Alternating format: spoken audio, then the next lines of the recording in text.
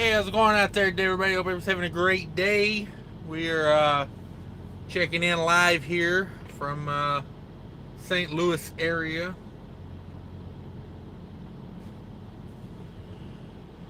Hope everybody's having a good day. Just got done with my day, about a 10-hour day. Not bad. What's up, TX Outdoors? Hope you're having a good day. So, yeah, just hey, there's Trucking Answers. Thanks for coming in. Hope I get to get over to Gary tomorrow. I'm not sure I can get there early enough, but Trucking Answers is going to be at the the Petro in Gary, Indiana tomorrow. If you guys are interested in going over there, the OOIDA will be there. So go check that out. And what is their truck called again? Spirit of America, I do believe. So yeah, check that out. Oh, I gotta fire my lighting department. This is ridiculous. Block some of that sun.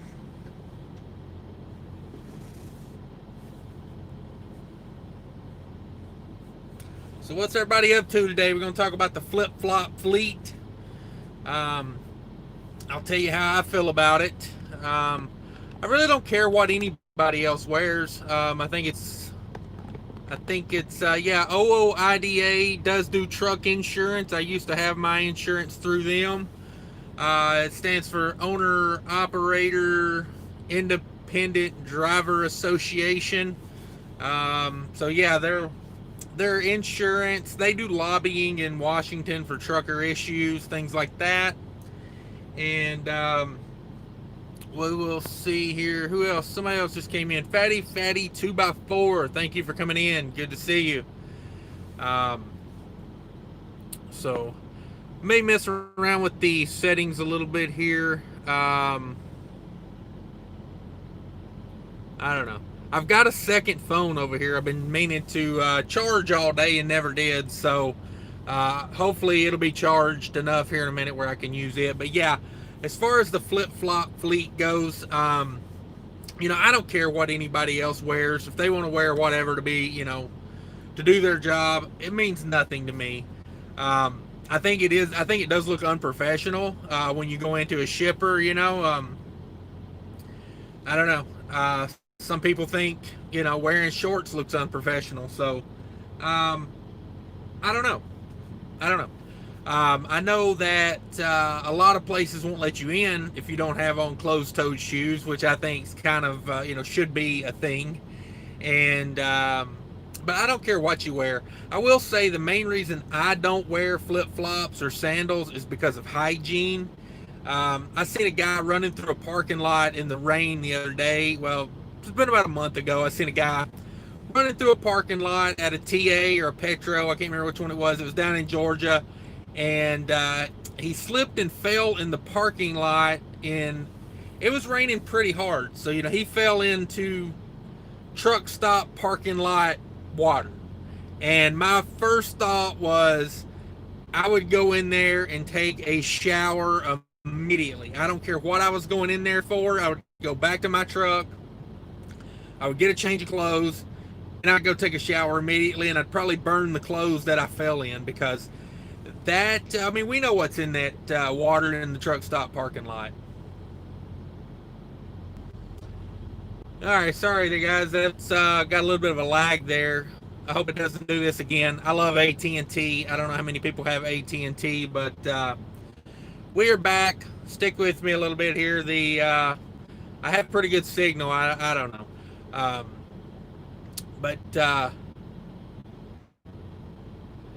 yeah, it's, you know, I'm not gonna walk in that water at the parking lot with bare feet. It just ain't gonna happen, or sandals or whatever.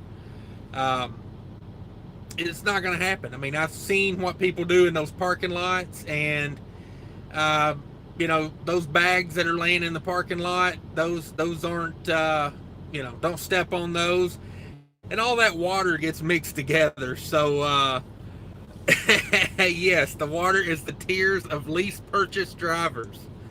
Um, that is very true. Okay.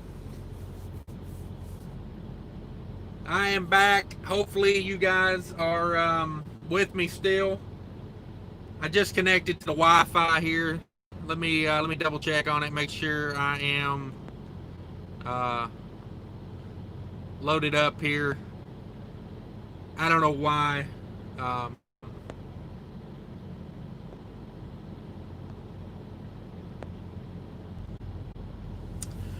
okay, sorry about that, guys. I am. I don't know why it keeps doing this.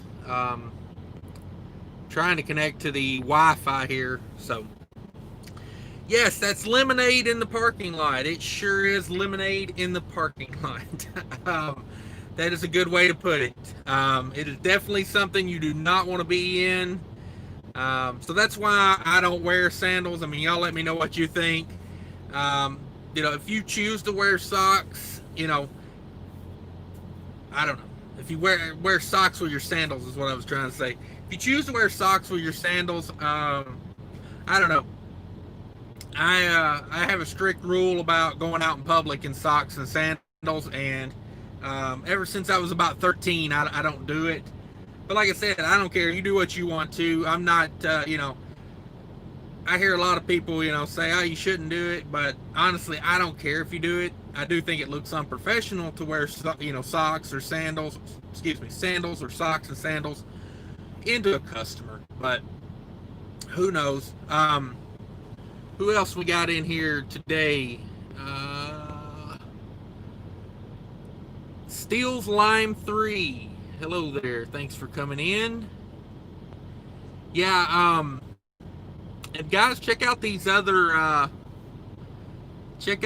channels and subscribe to them, because it is hard to grow a YouTube channel, and if we can help each other out, it would benefit us all.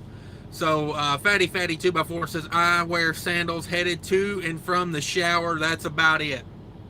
I used to do the same thing, because when you get out of the shower and you throw on a pair of socks,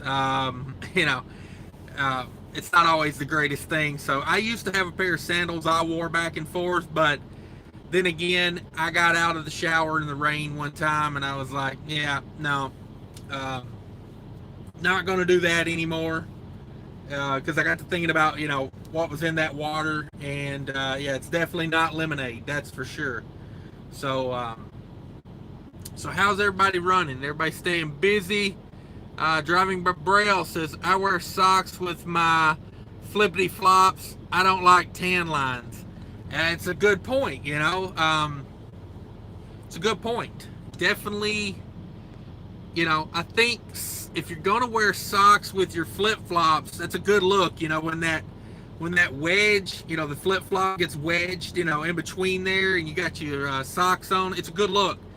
And so yeah, everybody check out Driving by Braille, man. That's a good channel too. I don't know if you guys, I'm not sure if everybody's aware of Driving by Braille. He's got a good channel over there. You check it out. He's got a couple videos that I caught on to watching him. He's got one where he installs his air conditioner in the Western Star with the APU. Very interesting video. And how is the generator in the indoor air conditioner going?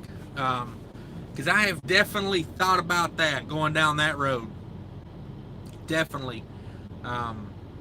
But yeah, I did. I currently have a load from Amarillo. I'm delivering in the morning in Chicago. And then I got a fantastic load lined up for Sunday. But I'll make videos about all that. Oh yeah, that's right. The Western Star. Everybody on YouTube, it seems like, it's got multiple trucks. I can't keep track of which one is which one that was. I keep forgetting that was the Western Star that gave out on you.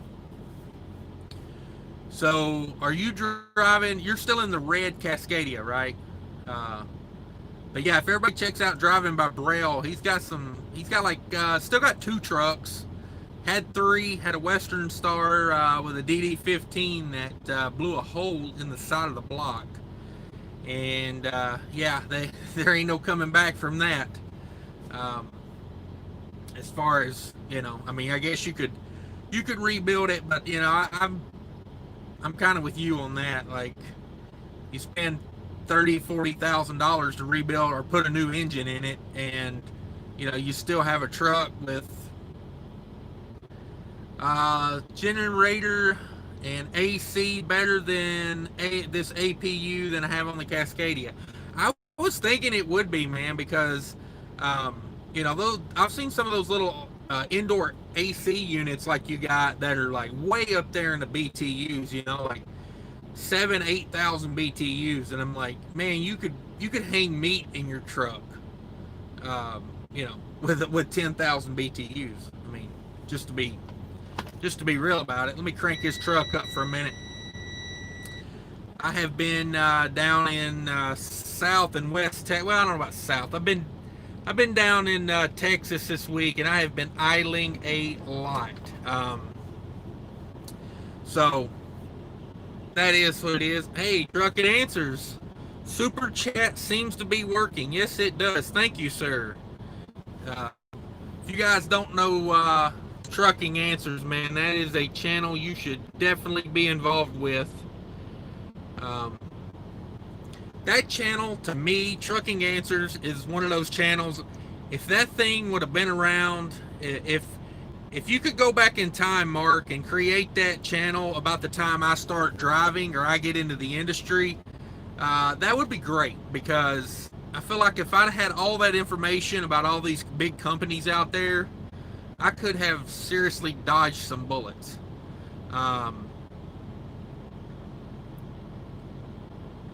Had a 13.5 on the Mac. Yeah, man, 13.5.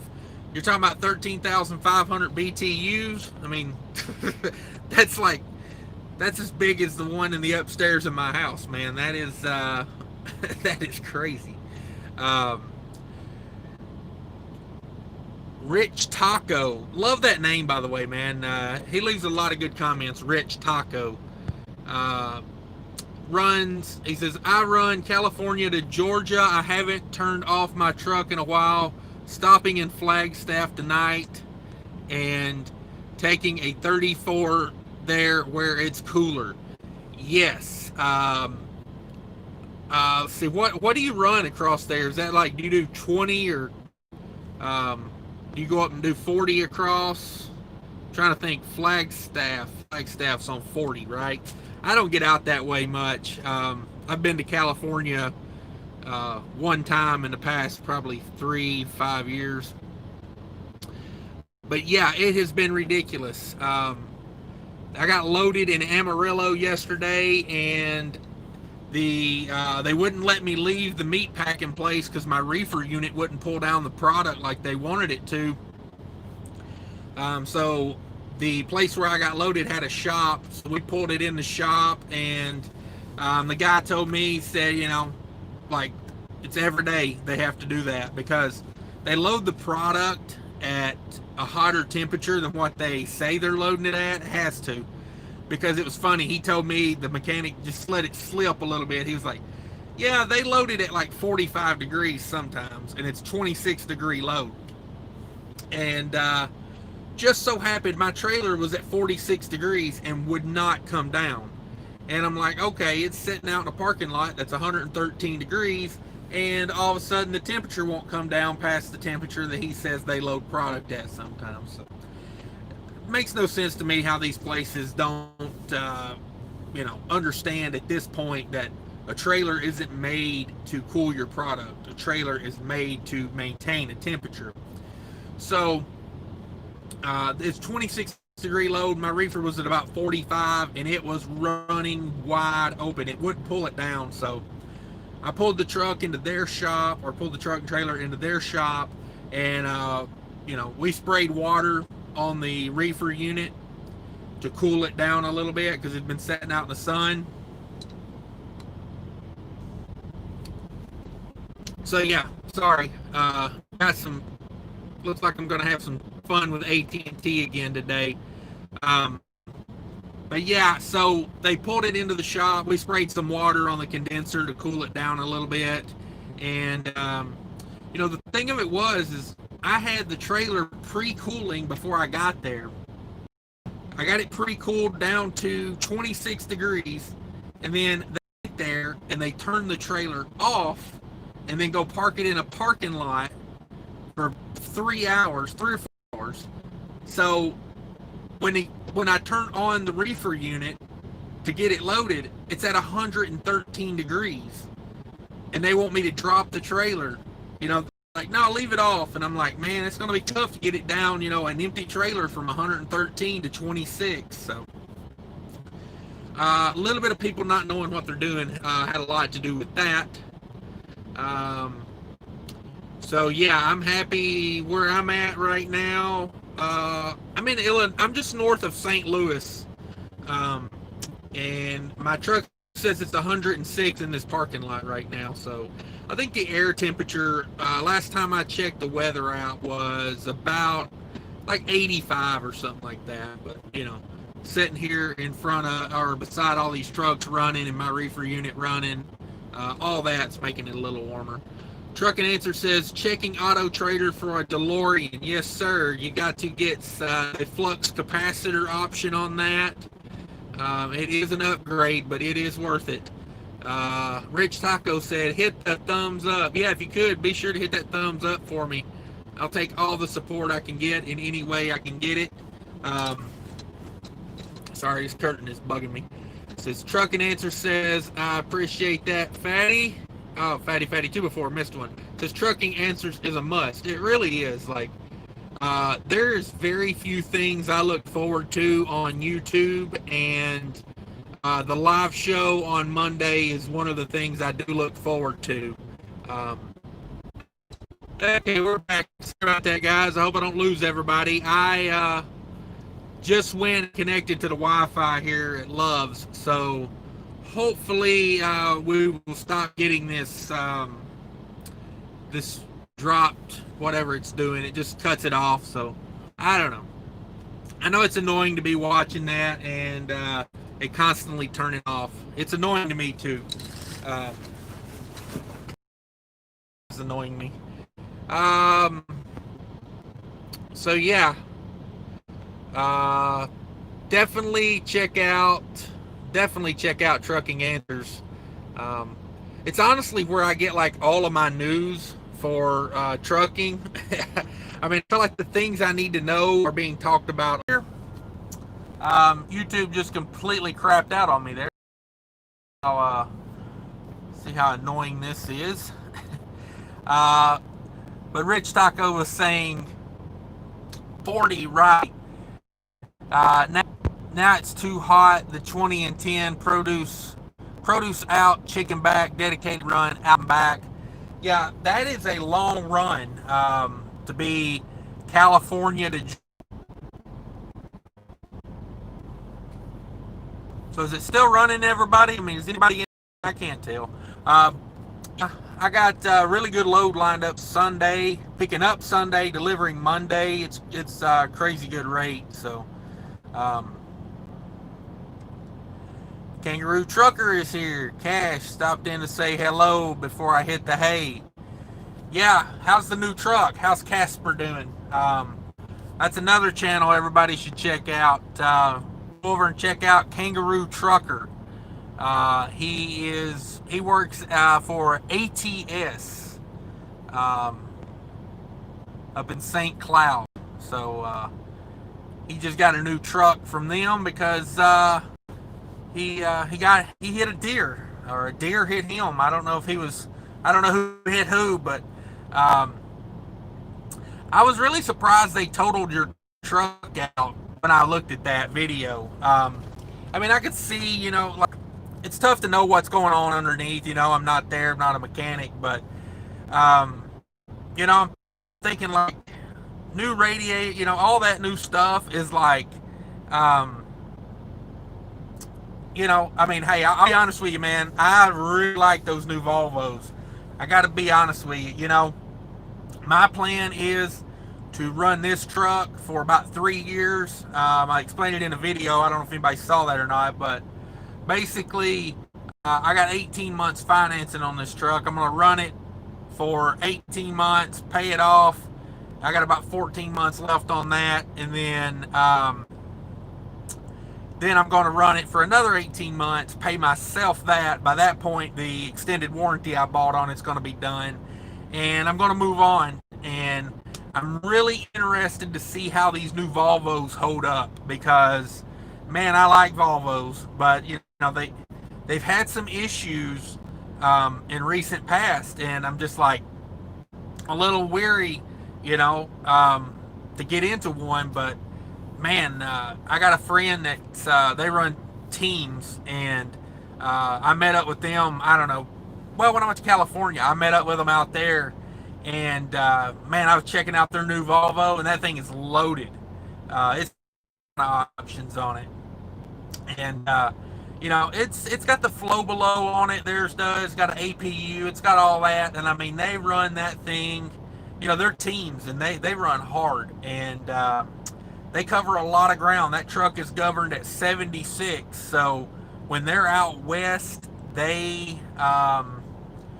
get with it. They run 76 almost everywhere they go, and they're still getting like 7.7 miles per gallon, running 75 pretty much everywhere all the time. And they do a lot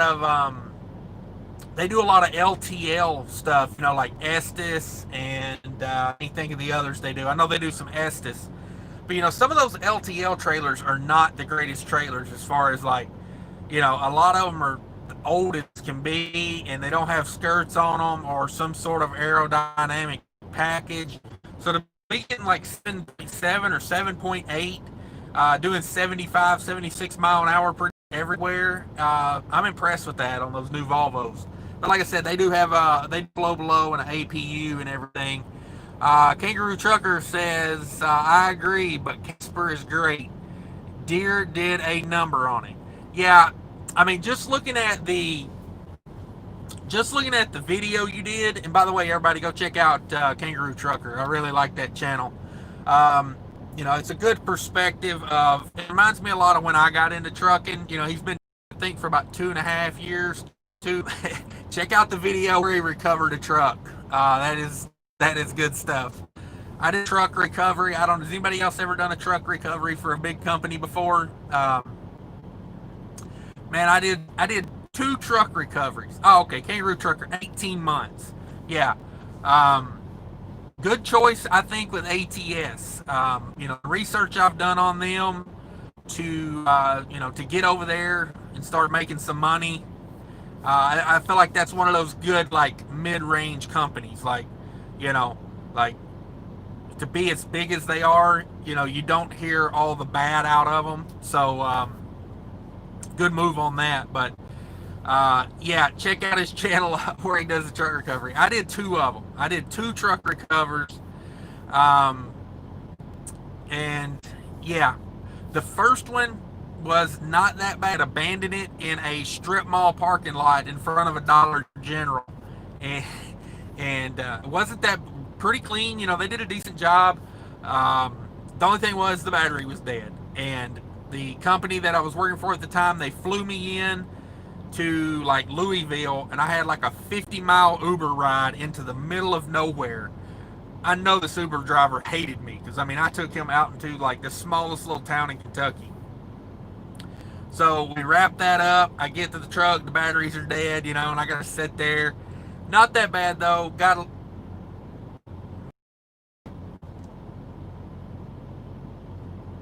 But yeah, I don't know if we're back. I hope we're back. We'll see how it goes. My other phone I got over here watching comments like back. So, but yeah, this truck recovery, the first not so bad, clean truck, ready to go.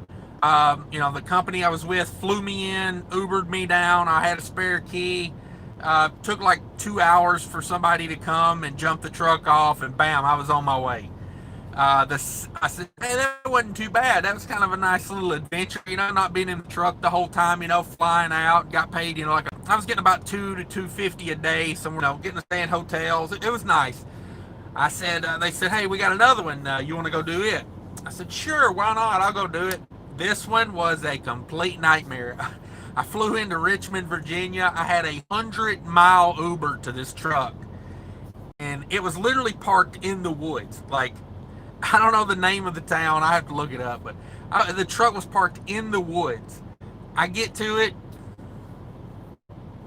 I do not know. I do not know what is going on with this because I got Wi-Fi. I got 4G. I don't know why it keeps cutting off like that. But yeah, the second one I went to, parked out in the woods. I get there, I unlock the truck. Battery's dead on it, of course. The truck is still full of everybody's stuff. The guy has known I was coming to get it for like a week, and he didn't get any of his stuff out. So I get there, and he's like, oh, he comes, flying down there to where I'm at, and I tell him, like, hey, I'm here to get the truck, and he's like, okay, just let me get my stuff out of it. And I mean, the Uber guy's done gone. Like, so I'm sitting there in the woods for like 3 hours waiting on this guy to get all his stuff out of the truck. I mean, he left it like on empty. It was just a nightmare. The whole way back was it was one of those things. After that one, I was like, nope, I'm done. Because man, he was nasty. Even after he got all his stuff out of the truck, there was still like a hefty bag of trash. And I definitely did not sleep in that truck. That is for sure. Driving by Braille. Again, guys, check out everybody's channel. Go subscribe to everybody in here. I was so amazed with the last live of how many people with a lot of knowledge came in. Like, new guys were getting questions answered. I was really impressed with all of it. So check out Driving by Braille. He says, talk me out of getting my authority. Just received 3 quotes for insurance. Does not include a trailer. All quotes under $10K a year. So you're still at 2 trucks, right? You got the red Cascadia and K. Is that for both those trucks, or is that just for the 750 liability? Because honestly, if they do not shut this country down again, I couldn't talk you out of getting your authority. It's just not that bad out there. You just go get my authority and buy a reefer trailer or rent a reefer trailer. But where I'm at, they're established. They've been around for like 12 years, and they've got some really good accounts, and I'm really thankful I signed on here. And there's not a lot of guys that leave here. Like, they number the trucks. When they started, truck 1, truck 2, truck 3, every truck that leases on here or they buy, it goes up in numbers. And they maintain like 50 to 60 trucks at all times, and they're not 200 trucks yet. So like truck 1, truck 4, truck 5 are still here. Like, those guys have been here from the beginning. So the part of me wants to make that 20% that I give them, but then again, I'm like, with them having good accounts near where I live, I don't know. It's a toss-up, but I don't know. I can't talk you out of getting your authority, man. As long as they don't start shutting the country down again, and the workers and going to work and buying stuff and living their life, I'm hooked out. So yeah, I couldn't talk you out of getting your authority, man. I know some people that have their own authority, and they're not doing too bad right now. Especially if, like you, with multiple trucks, it's kind of like you can build some customers, like maybe not, like Procter and Gamble, but like you could get in with some people doing stuff, and yeah, so definitely couldn't talk you out of it. DIY Semi is in here, guys. Everybody check out DIY Semi. He gives some pretty practical advice on working on your equipment, which I like because he's got a Cascadia just like I got, so that works out well for me. And he does some financial talk. I like that, like whenever you watch stuff like that, it just gets your mind on, on your finances, and that's always good. And so yeah, definitely check him out. Go subscribe to DIY Semi, guys. I always like when he didn't even realize he was doing those financial things, because sometimes YouTube unsubscribes you or turns off the notifications for certain channels. And I was sitting here thinking one day, I was like, man, he has not dropped a video in 2 weeks. So I searched DIY Semi. Sure enough, the very first one was, a financial video he had done. And it was pretty good. So, yeah, go check him out. It says, Trucking Answers is in here still. Thanks for being here, Mark. If I could get 100-mile Uber rides, I would just do that full time. Yeah, I'm an experienced Uber. I don't do it anymore because my car hit the 10-year threshold, and even though it's in better shape than I've took, let's see, the past 3 months, I'm going to say I've took like 3 or 4 Ubers, because we only have one car at my house now. So sometimes if I park my truck at the yard, instead of making my wife drive me down there and come back, I just Uber to the yard, especially if I got to leave out at like 4 in the morning. So my car being 12 years old, 10, 11, I don't know, like 11 years old now. That car being 11 years old is in better shape than the last 3 Ubers I've took. Just saying, Uber.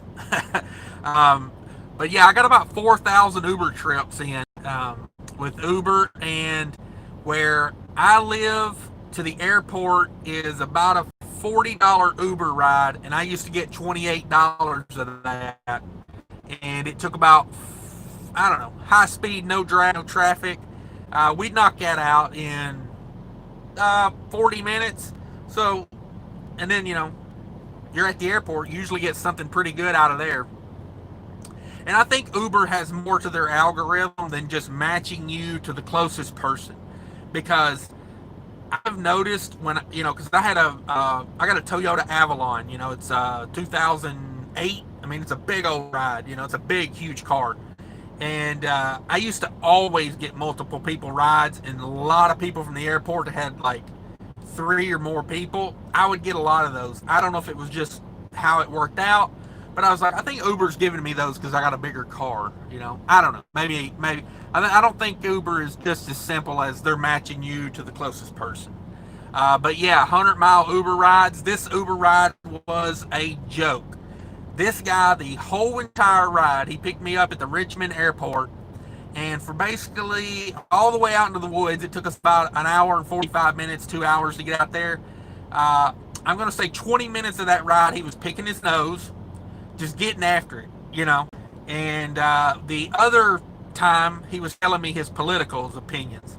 So I'm just like, this is not how I do Uber. Like, when I Uber, if the person talks to me, I talk to them, but I let them do the talking. If they don't want to talk, that's fine. If they want to be on their phone, hey, I'm just there to drive the car, I'm not your entertainment, but I will entertain if, So, Philip Owens here. Thank you. I appreciate you coming in. Hey, everybody. Driving Barbarell says that's just the Coronado and $1 million in liability. 10 grand a month, or excuse me, 10 grand a month. Oh man, go bankrupt like that real quick. 10 grand a year or under for 1 million and the Coronado. Man, that is not a bad insurance rate. It's really not. You could do a lot worse. I guarantee you that's probably in the top 50% of the insurance quotes that I know of, I did my authority back in 2000, and yeah, mine was more than that. But I had only been driving at that point. I had only been driving for 2 years, so actually less than 2 years. It was like I was at USA Truck for like 20 months, so 21 months. DIY Semi. Let's see, make sure I ain't missing anybody. Oh, DIY Semi with a super chat, man. Thank you. Y'all don't have to do that, but I do appreciate it. I will put that to good use. Although I am developing a trucker diaper. I made that in a video one time. I don't know if anybody remembers that. Yeah, well, Semi says, thanks, bud. Yeah, no problem, man. I appreciate the content. You know, it's like talk about trucking or anything relevant to, finance or, because, I mean, let's face it, why else is anybody in trucking? You're in it to make money, and you want to make the most amount of money for the time with a risk factor in there. You know, it's like a trifecta. You know, it's like a scale. It's got three balances on it. You want the most amount of money, the least amount of time, and the least amount of risk, and they all have to work together. You know, so um, let's see. Trying to do 3 videos a week, like your channel, inspiring. Yes. I am. I don't know if you guys know the rapper.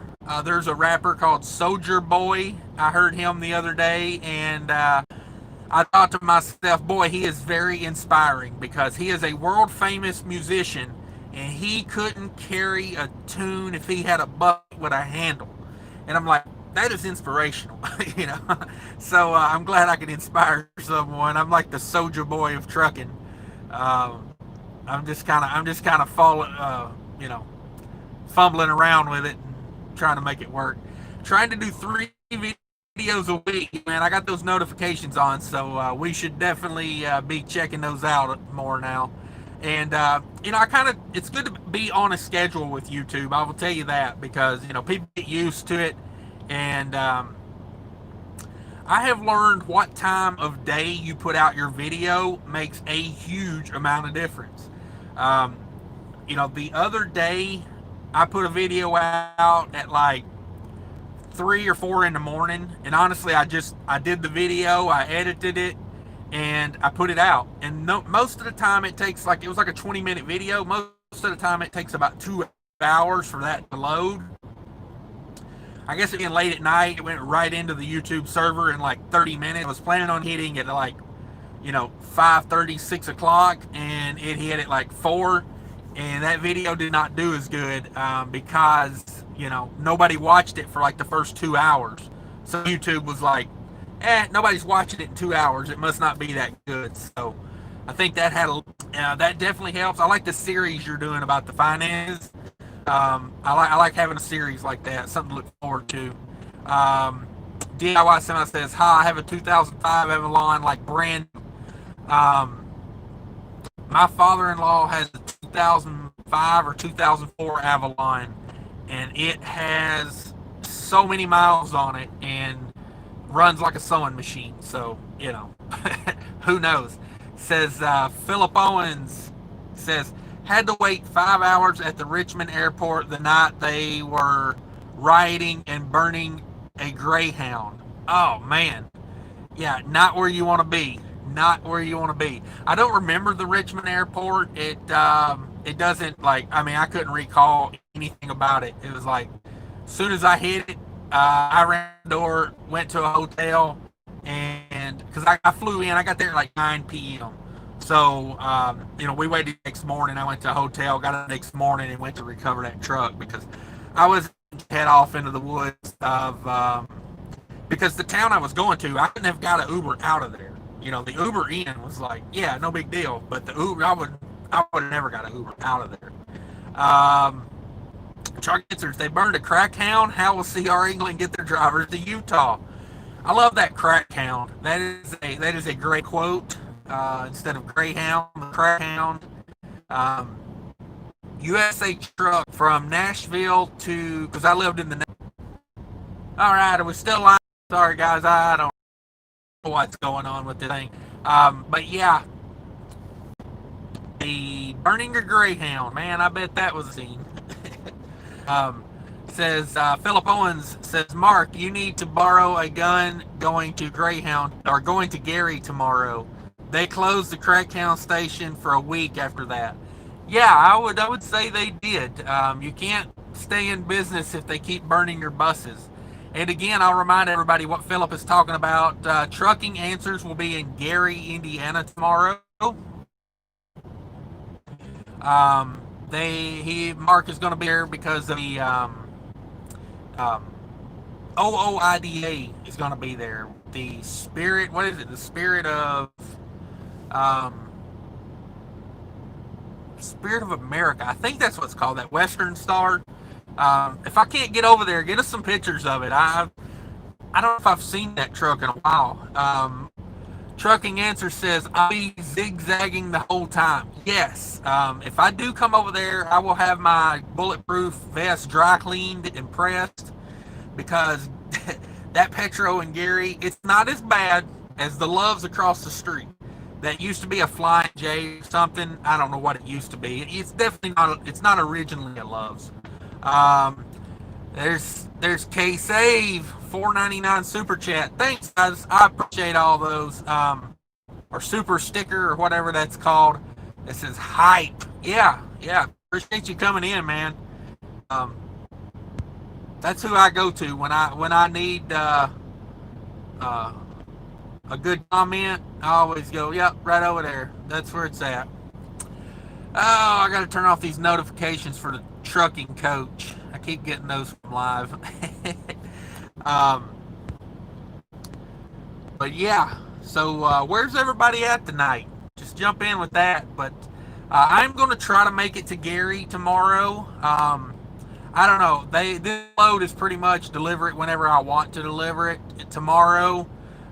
They really wanted it there by 10 a.m. So I said, hey, I'm going to try to get it there by 10 a.m. But the other load I'm picking up Sunday is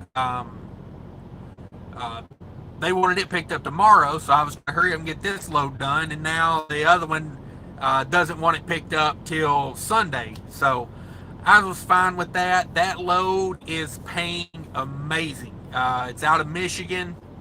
So I got about 104 mile deadhead over there to get it. But yeah, like all miles, I would say it's $5 a mile. I mean, it's paying really good. So that's why I can't talk you out of getting your authority. You know, it's like there are some good paying loads out here. Where are you at, K-Save? Are you in the money right now? I have a meat load out of Amarillo right now going to Chicago. Not a bad deal.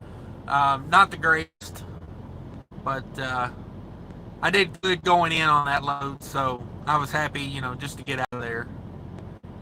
Doing good. Let's see here. Driving by Braille. Again, guys, check out these channels. I like a lot of the channels that come through here. A lot of information. Driving by Braille. Check him out. He likes running out in the desert out there where it's super hot right now, I bet. He says he's in Salt Lake, then to Vernal, Utah, then back to Vegas. So on those retail runs, do they put multiple stores on those, or is that like a straight run? Because that retailer they got pretty big stores. So I wonder if they get a whole store on a trailer. And do they deadhead you guys back from that? Like, is that just a straight make your deliveries and straight back, or do y'all have back hauls sometimes for that? For you guys that don't watch Driving Braille, number one, shame on you. Number two, go check him out. He does retail deliveries out of Las Vegas, and so let's see. K-Save says picked up peaches in Moneta. I don't know. I'm not good with names or anything like that, so yeah, I don't English well. Just so you know, Moneta, South Carolina. An hour ago, they wanted it in Shelby, Indiana, by 5:25 a.m. I've been running all day, not happening. Pays $2,000. Shelby, Indiana. Shelby, Indiana. Boy, that sounds familiar. Shelby, Indiana. Huh. I don't know. I'm trying to think of where that's at. Is that up by going up toward Fort Wayne? Is that Walmart up there, or am I thinking of something else? Driving by Braille says yes, 3 stores. Okay. I was thinking they might put multiples on there just because, so I guess once you learn all the stores, I mean, I don't know if you could learn them all, that, but it probably gets a lot easier, that kind of run, because like you learn the stores, and then man, you could probably make quick work of that run. Empty back, yeah, that's what I thought, man. That is, as an owner operator, that's a good gig, man. I got to be honest with you, because you know I was leased on to a company that did retail like that, and but the thing of it was, the retailer we were doing, I don't know if anybody's ever heard of it. It was Old Time Pottery. It's kind of like a Pier 1 meets a Home Depot type of store. I don't know if anybody's ever heard of them. Old Time Pottery. They're like, they're not many of them around. I mean, they got 20 stores, but they would load their product on our trailers, so we would have to get a load back. They didn't pay us to run back empty. And see, that's pretty sweet, if they're paying you to run back empty. Yeah, man, that's a good gig. That's pretty good. That's good for government work. Philip Owens was in West Memphis, then Nashville this morning, then back to West Memphis. It's to Chesapeake, Virginia. Yeah, that's let's see. Started off in West Memphis, went to Nashville, then back to West Memphis. Man, that's a pretty good day. What is that, about 400 miles? Nashville to West Memphis, about a little over 200 miles. K-Save, it's a Kroger in Shelby. Okay, yeah. I think I've been there before. It's funny, man. You get a few of these the refrigerated warehouses, to me, are like, you learn them pretty quick, because you don't see as many refrigerated warehouses as you do, just regular, dry warehouses. Because when I was like with Averett and USA Truck, it was like every single day was like a totally different, warehouse. Rarely would you go to the same place twice. But like this load I have on now, the place it's going in Chicago, I pulled a load out of Minnesota, I think, to this place before. I've been here before, but not for the same customer. Driving by Braille said, oh, hang on a second. Kroger, Jerry Rocks, Shelbyville, close to Indy. Okay, yeah, I think I know where you're talking about now. I was thinking of the Walmart up there off of 69 for some reason.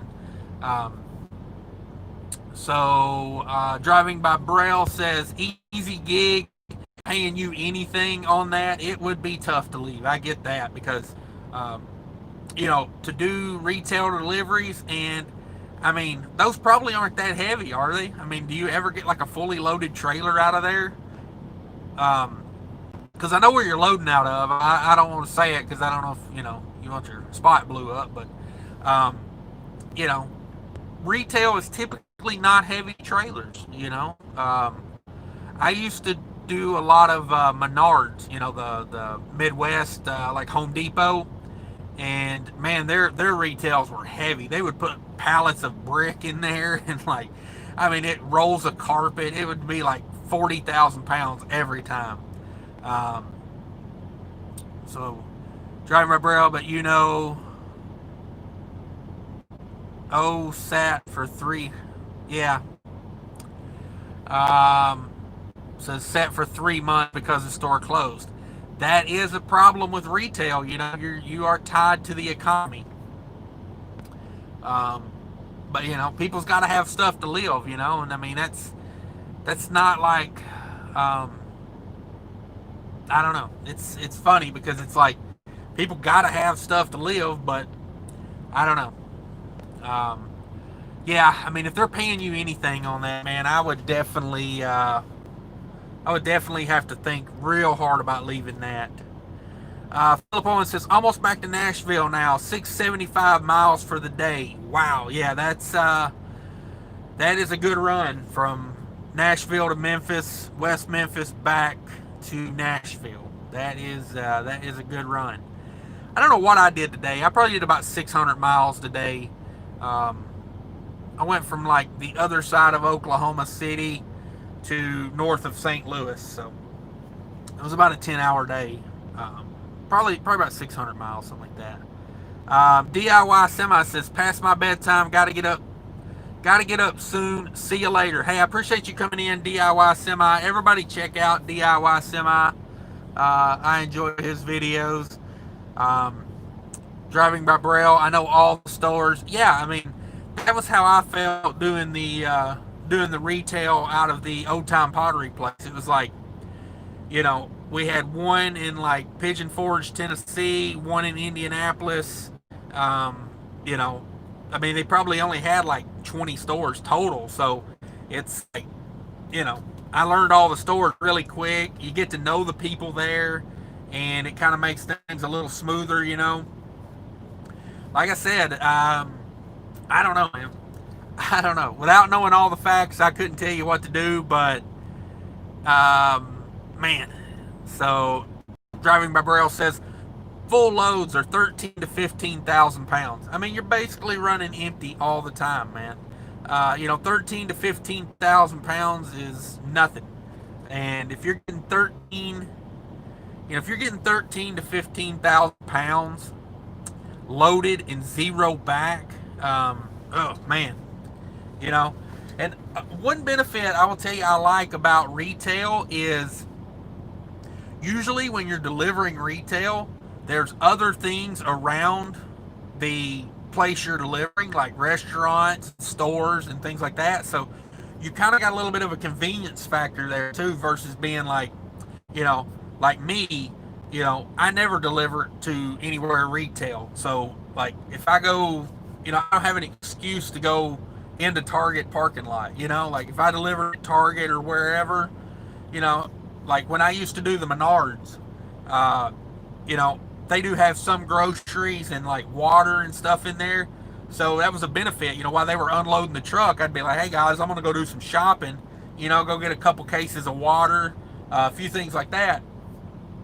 It definitely paid off. It was nice to have the convenience factor. So I don't know. Get that curtain out of my way now. Still pretty bright out, but yeah, man, you got a pretty sweet gig there. Like I said, if it's paying, if it's paying like anything reasonable, I don't know if I could leave that or not. Philip Owen says, used to have to run 57-foot trailers in Texas for the HEB stores. Is that HEB or is that HEB? Because I don't want to say that wrong. HEB stores, didn't enjoy that. When I was with Averett, they had a couple 57-foot trailers. You can't leave Texas with that, right? That's the thing with the 57-foot trailer, it's got to be in Texas. Averett had a few of those when I was there, but I never pulled any. Yeah, 57-foot trailer getting into retail, depends if it was designed for it or not. That's the big issue I have with retail is sometimes they do not take into account you are going to pull in there with a semi, with a sleeper. Worst retail loads. Oh, excuse me. Let me get back to that. Jerry Rock says worst retail load I've ever pulled was Walgreens. Had hand unload to the back of the truck. Loads from hell. I have heard a lot of people say Walgreens is not a fun place to work as far as delivery. They up in Minnesota, I haven't really seen them up there. I know there's funny, I was talking about Menards because the Menards in Eau Claire, Wisconsin actually warehouses Walgreens there. That's the distribution center for like the Minneapolis area is in that Menards for Walgreens. That Menards facility in Eau Claire is crazy. I don't know if anybody's ever been there or not, but I mean, it's like 10 warehouses on one property, and it is unbelievable. I used to do, I don't know if anybody's ever heard of Tuesday Morning, the little like thrift store. It's kind of hard to explain what it is, but it's kind of like a little bit of a Hobby Lobby or whatever. If anybody's ever heard of Tuesday Morning, let me know. But they sell like home decor and stuff, and I used to do hand unload for them with Averett, and I used to hate getting a load to Dallas because if you get a load in Dallas, more than likely you're going to like Grand Prairie Tuesday Morning. That's where they unload the containers. They unload them off of containers and they hand load them into the truck like a UPS truck would be done. And then you have to go. Sorry guys, let me get the water here. You have to hand unload it. Like they got the the roller racks that you roll them out on. They have those. They set them up in the truck. Everstore has their own set. They set them up in the truck, and then you have to get in there and put it on the rack and roll it down the little roller system. And it's a joke. Like when you show up, like it's like the Golden Girls come out to help you. Yeah, it's not a fun setup. I did not enjoy that. And Avery, they did not pay good to help unload a trailer, man. And that's where they got you, because they would make good money off of getting paid to do that. I threw a load of tires one time. 1,276 tires on that trailer. I do believe what it was. It was like not very big tires. They were like little car tires. I threw every one of them and got paid $50 for a hand unload Avery. It was it was crazy to say the least. I'm about to fire my lighting department. I can't get this right. This curtain's all up in my sauce over here. So yeah, Tuesday morning and Bridgestone tire load. I used to cry when I get those at Avery, because they give you $50 to unload the entire trailer. I mean, like, and those Tuesday mornings would be like 5 stops, and they're all in strip malls. You have to, blind side, around a corner, and then back 50 miles down an alleyway. It's like true trucker tales. I do one of those loads. You definitely feel like going to the country pride and telling everybody what you just did. Philip Owens says, at Jerry, I get extra by the package or hourly. That does help. That does help. When you get extra by the package. Now I worked at Cisco, so Cisco, when I worked there, you did get a little bit extra, for like how many packages you did, if you did them above a certain rate.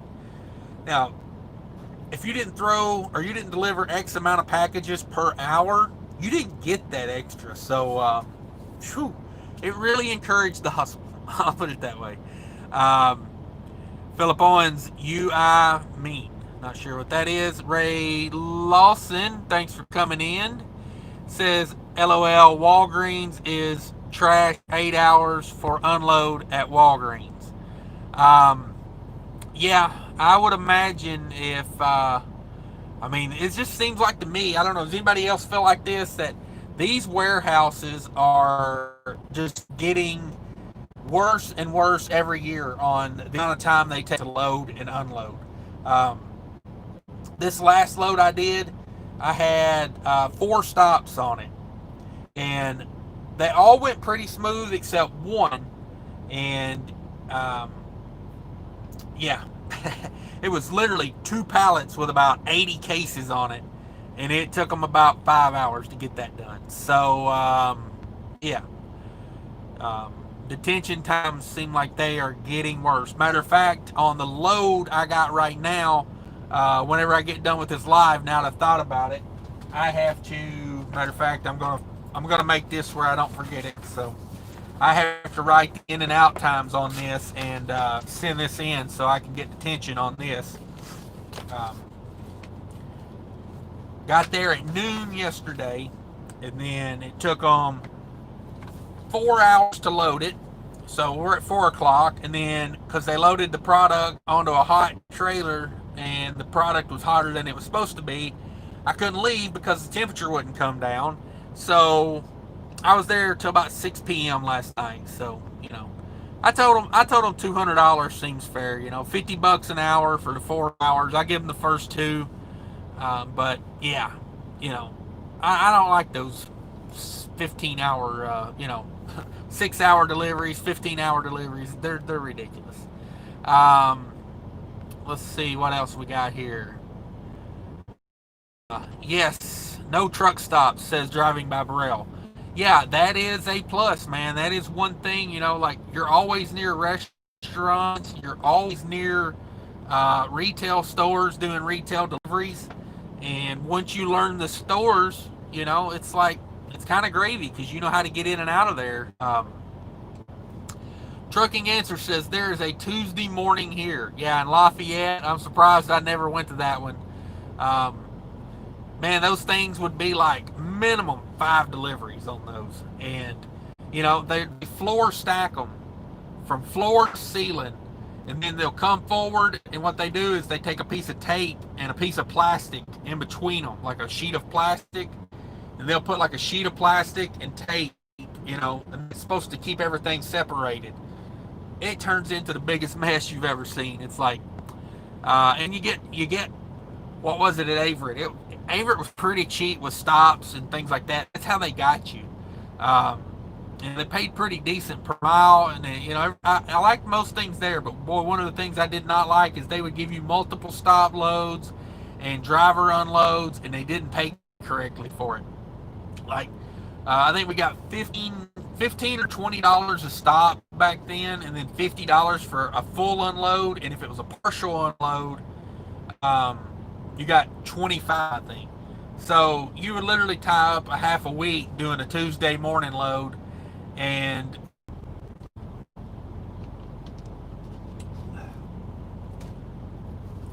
so yeah, I never enjoyed Tuesday morning loads because you get $60 for the stops and then $50 for the unload, so it's like $110.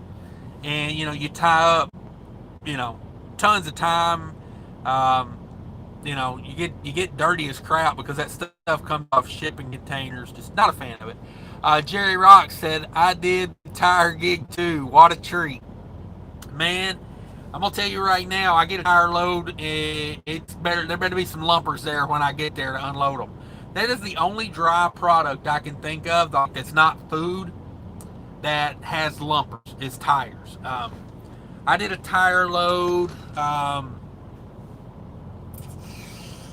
did a tire load, I don't know, about a year or two ago. And I was not happy about it. Then I got there and they were like, the lumper fee will be like $300. And I was like, oh, thank God there is a lumper here. Because I was like, I am not looking forward to that. But yeah, Jerry, if you know my pain, man. You get done throwing 1,200 to 1,000 tires and you're done for the day. Like, K-Save says, I love some of these COVID precautions. Porta Johns, throw bills in the back, green light go, text lumper fee. Not so bad at some of these places. Yes, there are some places, man, it's like, some of them are a little overboard, where I picked this load up at yesterday, they had to check my temperature. So they checked my temperature, and while they were they had to unhook from the trailer. So while I unhooked, I drove down the road to McDonald's. When I got back 20 minutes later, he had to check my temperature again, and I'm like, I don't think I caught COVID in the last half hour, but, And speaking of that, everybody in here right now should have their mask on, There's 13 people in here. We could get written up for this. Nah. Yeah. I was at where was I at the other day? I think it was just a grocery warehouse. I can't remember it right offhand.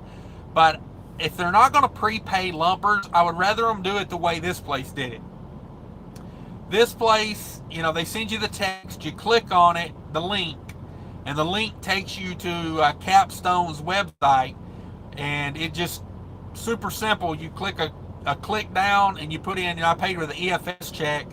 And anytime I have a delivery, like I got this delivery tomorrow at 10 a.m., I've already got the EFS code for it.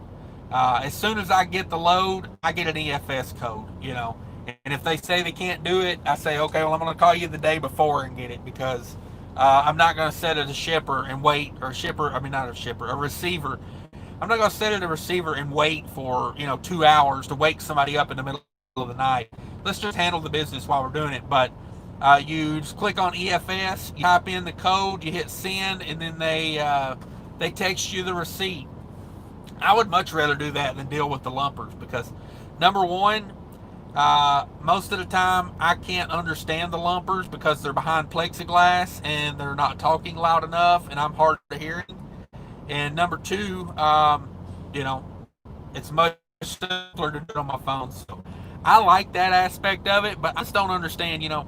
I really thought when Walmart went to doing, you know, prepaid or whatever it is, pre-authorized lumpers, Walmart, pretty much all of them are like that now.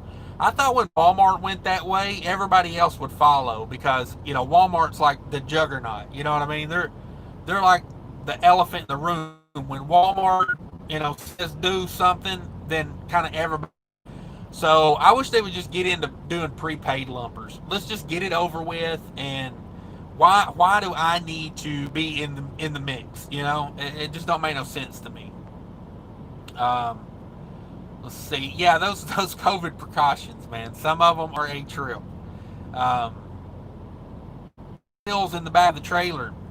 So, you know, the it was windy out, so I didn't want to just throw the bills in there. I stuck them in the plastic wrap of the last pallet, and I don't know if they wadded them up with the plastic wrap when they took it off, but they called me and they were like, "Hey, you didn't put the bills in the trailer." I was like, "Yeah, they were in the stretch wrap, and yeah, I guess they tracked them down. I don't know, but it's not coordinated properly, I guess." Um, Philip Owens, I like delivering to Costco warehouses. I'm usually in a door immediately. Um, yeah. Costco, your table is ready. They always give you that little beeper thing like you're at Applebee's waiting on your table. It's a good system, though. Every time I'm at Costco, I'll put it to you this way. Whenever my appointment time is, within 15 minutes of my appointment time, I am in a door being unloaded. Like, not in a door waiting for my life to go by, in a door getting unloaded. Costco, kudos to Costco, man. They got it down. They run a tight ship. And they're pretty consistent. Like, that's one thing I do like about Walmart is they're very consistent. You know what to expect when you're going to Walmart. Costco, same thing, but only, like, efficient. So, kudos to Costco. Yes, pull, tag, and go. Yeah, that's Costco, man. You don't kill time at Costco. Man, that sun's never going to set. It's going to be daylight here forever. um, but yeah, Costco's probably my favorite place to deliver, just for the efficiency and um, the lack of hassle. It's nice. I mean, they got it together. I don't understand how it takes, Americode, 5 hours to unload 2 pallets, and Costco can unload 54 pallets of watermelons in 15 minutes. So, yeah. Um, Philip Owens had to assist unloading grocery store roller cooler earlier this week. Pull the boards and nails off the floor and roll them to the back. I think $70 for 45 minutes work. Now that ain't bad. Um, Store roller coolers. Is that like milk or eggs or something? Like at Aldi where they just roll a rack right up to the door. Is that something similar to that? That sounds like a pretty good gig there. $70 for 45 minutes of work. I mean, if you can get it, take it. That would be my suggestion. Um, yeah, I'm interested in knowing what that means. Pull boards and nails off the floor and roll them out. So they got them chalked in, like they got them braced in with like boards nailed to the floor or something. I'm assuming is what that means. Man, yeah, that's not bad. Philip Owens, they didn't have a dock, just a forklift. So, yeah, roll them to the back. Okay, so yeah, that's not bad. That's not bad. Just rolling something to the back depends on what it is. I did a load of batteries one time that needed to be rolled to the back. I did a load of oil that needed that way too. one time like a cake, like cases of like quarts of oil. Man, those pallets are like 2,000 pounds. That was not an easy chore tailgating that. But yeah, you are screwed. Walmart, just not recently. That rescheduling is a beast. Rescheduling is a beast at Walmart. I'm trying to think of what it was. There's a place in Louisville, I think it's called Synergy or something like that. Man, they got me one time for being late there, and I was parked in their parking lot overnight and totally slept through the alarm, man. It was like the most embarrassing thing ever. So I get up, and I go in, and they're like, here's last night. And then on top of that, not only do you get in, you can pay $150 late fee, literally when I was parked in their parking lot. Yeah, it was insulting. Yeah. So, Philip Owen says, like display cases for grocery stores. Oh, okay, I see what you're saying. It wasn't the actual product, it was just the display cases. I got you. Said Jerry Rocks, try delivering office furniture, just slightly better than tires. Yeah, I don't know if I've ever done office. Well, I know I haven't done office furniture. That would be a new for me. So the worst one I've had for a while was I delivered a load up in Wisconsin. Oh, I don't know. It's probably been about a year and a half ago now, and it was, I don't know, like I do. It was like a 5-stop load, and to do one of the stops, I had to get there like 1 in the afternoon, and I got there, and the lumpers went home at noon. They worked from like 5 in the morning to noon. So the broker calls me, and I tell him, hey, the lumpers are gone. Either we can reschedule the next 2 stops or something, because I was like, the lumpers are gone. And he asked me, he was like, hey, would you mind lumping it? You care to do it? He's like, I'll pay you whatever they would charge. And I told him, I said, well, for maybe $200, I'll think about it. And he was like, well, I don't know. I was thinking like 100, and I was like, well, I guarantee you the lumper service ain't charging $100. It was like, I forgot what it was now, but it broke down like crazy. It was like 5 pallets that broke down to like 17 pallets. Yeah, it was a absolute mess. By the time I got done with that, I was so ready to be done. And the warehouse I was delivering it at, they kept rushing me, because they pulled the pallets off, set them on their dock. They brought me some extra pallets. And, you got to sort every product out and put it on its own pallet. It was like mixed product. And they're like, you got to have it done in 2 hours. And I'm just like, that shouldn't be no big deal. I was in a freezer warehouse. It was frozen Italian ice is what I was delivering. Let me tell you, -10 degrees, when you're not dressed for -10 degrees, and you're trying to work and use your fingers, it got very annoying very fast. Yeah, so I always tell people, lumpers earn their money. Whether you like paying them or not. I had a guy message me yesterday, matter of fact, he was saying that companies should hire employees to do the work instead of having lumpers. With that part of the argument, I agree, disagree. I got no say-so in that. So, but I think lumpers do provide a great service, because I don't want to lump anymore. So let's see. Where's my chat? Anybody?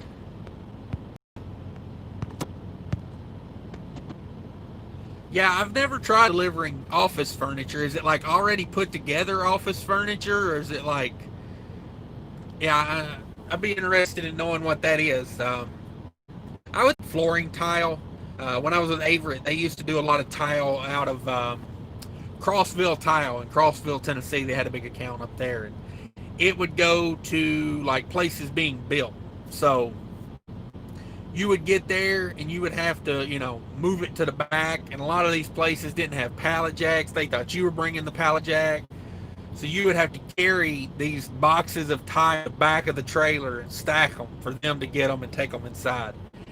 It was annoying to say the least. The Jerry Rock says in boxes and very heavy. Yeah, I would imagine office furniture would be very heavy. I don't know. Um, I don't want to find out. It's one of those things. I don't want to think about it too much because I may end up having to do one, and it wouldn't be good. Um, but yeah, I had a load back to Minnesota after the load I'm delivering right now, but it doesn't pick up until Monday. So I got an offer on for Sunday with a Monday morning. So I may still be able to run from Ohio empty back up to Chicago and get the load going to Minnesota.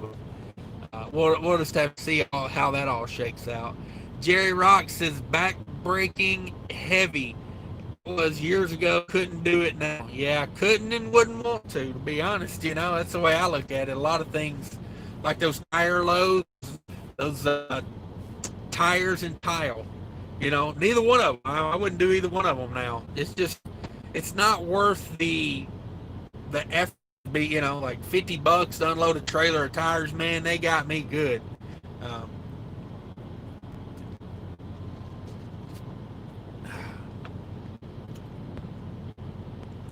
Make sure I didn't miss anybody else. And thanks again for everybody for the super chats, man. I did not expect that. Y'all got me by surprise. Good surprise. It paid big money. Well, hey, see, I said I wouldn't do it. And then you say it paid big money, and now I'm like, well, maybe I would do it. Let's see. I used to do a lot of Laredo. Matter of fact, I used to go to Laredo every week. I would do out of the Middle Tennessee area. Sorry, I had a brain fart there. From the Middle Tennessee area, I would pick up floor mats, like for a car, like floor mats. That weighed maybe like 10,000 pounds usually. They were going to a Chevrolet plant down in Monterrey, Mexico, I think is where I was going. So, I used to spend a normal load back. They'd sent me over to get, I love this. I took a load pulling those, when you go in the grocery store, those Virgin Mary candles, they're probably about that tall. You know what I'm talking about? Like a glass, jar with a candle in it, and it's got a picture of the Virgin Mary on the outside. I picked up a load of those, bringing them back to North Carolina. But when they were loading that, I was sitting in my truck. I mean, this warehouse was right on the Rio Grande. Like, the fence to the property, like, lined the Rio Grande River. I swear to God, I sat there and watched people wade across the Rio Grande right there. The water was probably about waist deep at the deepest point right there. It was really wide at that point behind that warehouse. But I swear I seen about 10 people wade across that river. And I was like, you're American now. I mean, might as well be. You've made it. But yeah, I used to do floor mats out of Middle Tennessee down to Laredo. And then my normal run back was wiring harnesses for Nissan in Smyrna, Tennessee. So, man, that made a really good little loop there. Wiring harnesses weighed like nothing, maybe 10,000 pounds. Floor mats, 10,000 pounds. And I had a T600 with a C15 Cat in it. And, man, I would wind that joker up, and I would get across Texas in a heartbeat, let me tell you.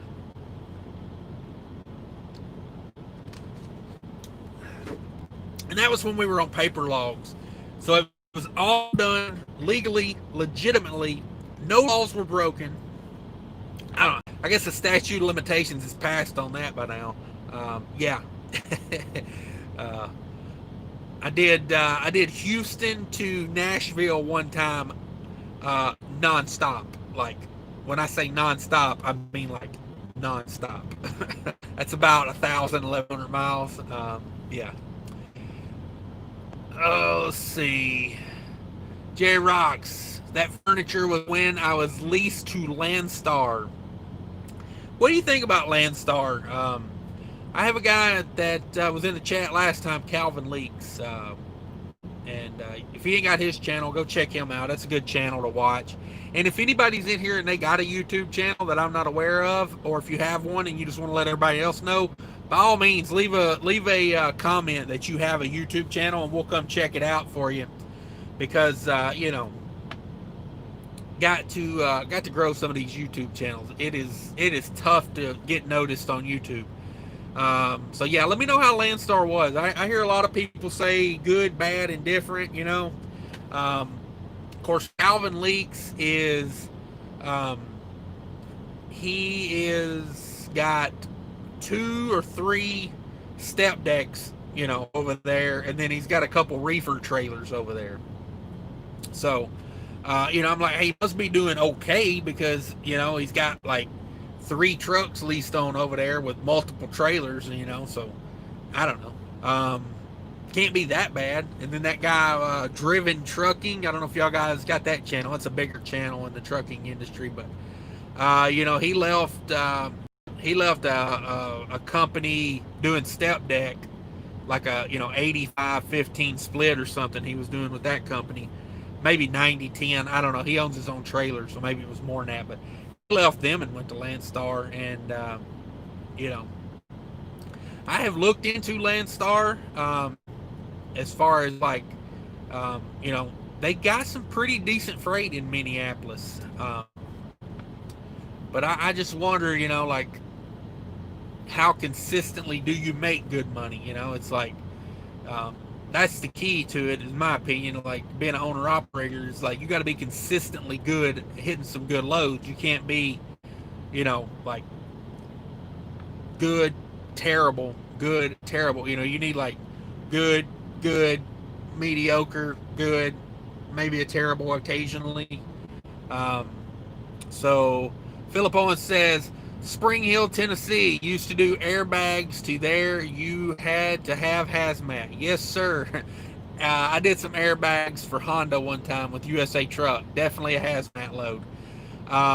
The place I picked up in Tennessee with the floor mats, it was not in Spring Hill. They were a contractor for GM, so I'm sure they made the floor mats for the Spring Hill plant. I pulled a load out of that Spring Hill, like, I don't know, back maybe about 6 months ago. I pulled a load out of there. It was for waste management.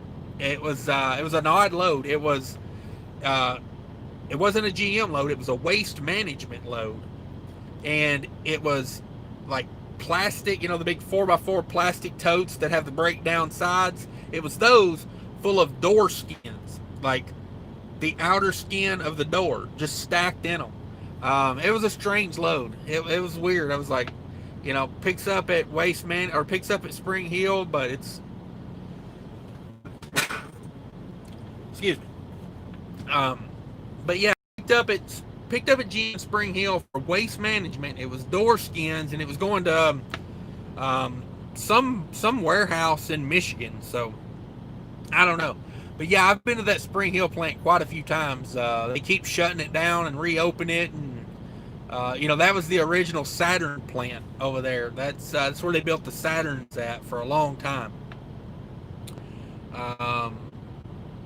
But yeah, Spring Hill, boy, that used to be a popping place over there, but who knows anymore. When I was over there, it looked kind of dead, but you know, I don't know. They could be retooling it or something. J-Rock says, I made good money with Landstar, just got tired of the canceled loads. Okay, they canceling a lot of loads over there. Yeah, that bums me out when they do canceled loads. You know, it's like, and I'm sure the brokers and all, they get a lot of it too, because I know drivers that, you know, cancel loads like it ain't nothing, you know. I don't know. If I find something that pays a lot better than the load I got, I might call and cancel it, but for the most part, if I've got it booked, I'm going to do it. Philip Owens delivered some explosive charges to Mercedes too. Is that Some of the newer higher end ones, if you get into a hard wreck, it sets off the charge in the steering column to break it. Wow. Like, what will they come up with next? That is absolutely crazy. Um, yeah, man, that is, it's got an explosive that breaks the steering column. Like, that's all new to me. That is all new to me. Yeah, I definitely looked into Landstar because, I was thinking like, I knew a guy that was leased on to Landstar when I was in Tennessee, and I was leased on to a little smaller company in Tennessee, and I wondered, like when I moved to Minneapolis, the guy in Tennessee I knew, excuse me, he had a dedicated run from like, I can't remember, I think it was like Nashville to like maybe Dayton, Ohio, or something like that. It was a long run, but you could do it there and back in a day. If nothing went wrong, it was like 700-mile day, and I mean, he was making a ton of money. Of course, I mean, that's 700 miles a day. That's no small feat. Like you would definitely have to be running hard. And the least little thing you're not going to get back in the same day. So. But I thought about looking at Landstar in Minneapolis when I moved up there to see if they had any kind of dedicated, runs up there. Because, I don't know. I'm a fan of dedicated stuff. I had 2 different dedicated runs with USA Truck. And definitely the way to truck,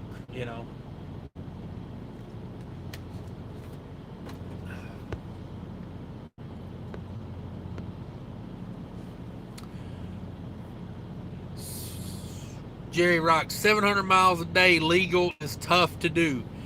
Yes, sir, it is with the whole e-log thing. Yeah, 700s. Now, when I drove with Averett, we used to joke at Averett, every day was a 705-mile day at Averett, because if they would give you the miles to do, the trucks were governed at 65 miles an hour. So you would log a straight 11 hours every day. So you would, and of course it's not right, it's not legal, because your truck doesn't take off at 65 miles an hour and you do 65 mile an hour for, 11 hours straight. So, but yeah, we used to joke about it at Averett, the 705-mile days. Trucker Wild made it in. Yo, yo, yo, brother. Hey, Trucker Wild. Appreciate you coming in. Everybody check out Trucker Wild. He's making moves over there. Do you say where you work at, Trucker Wild? I don't know if you do. Like, I don't put it out there personally, like where I work, because there's a lot of petty people on YouTube, and I've seen truck drivers get in trouble by putting the name of the company out there they work for, and then people start calling the company and harassing the company, and they start calling the DOT on the company, and I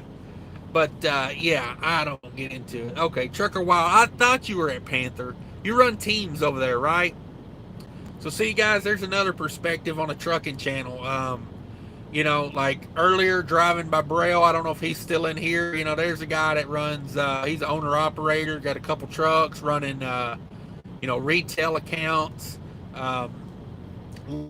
perspectives and knowledge on YouTube.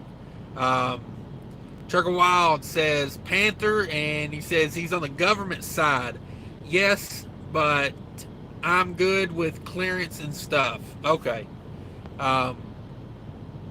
So yeah, definitely check out Trucker Wild. I like that. I like his stuff. I like his motto. He says at the end, put God first, and that stuff, man. That's a good way to live. So yeah, definitely run over and check him out. There are so many perspectives on YouTube.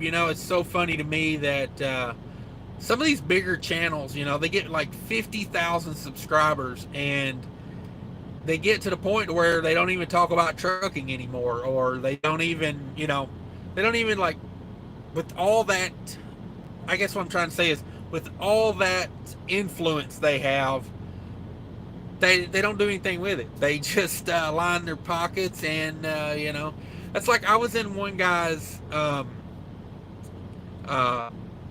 live feed the other day, and I wasn't even somebody I was subscribed to. It was just on my homepage, and I was like, okay. I mean, it was a big deal. It had like 1,000 people in there in one live, and I was like, I clicked on it, and I guess the rules with this guy was he only answers your questions if you give him a super chat. And the guy's got like 250,000 subscribers. Probably makes a ton of money. Not a trucking channel. To be honest with you, I didn't even stay in there long enough to really figure out what his channel was about. But somebody gave him a $100 super chat, and he was just like, meh, whatever.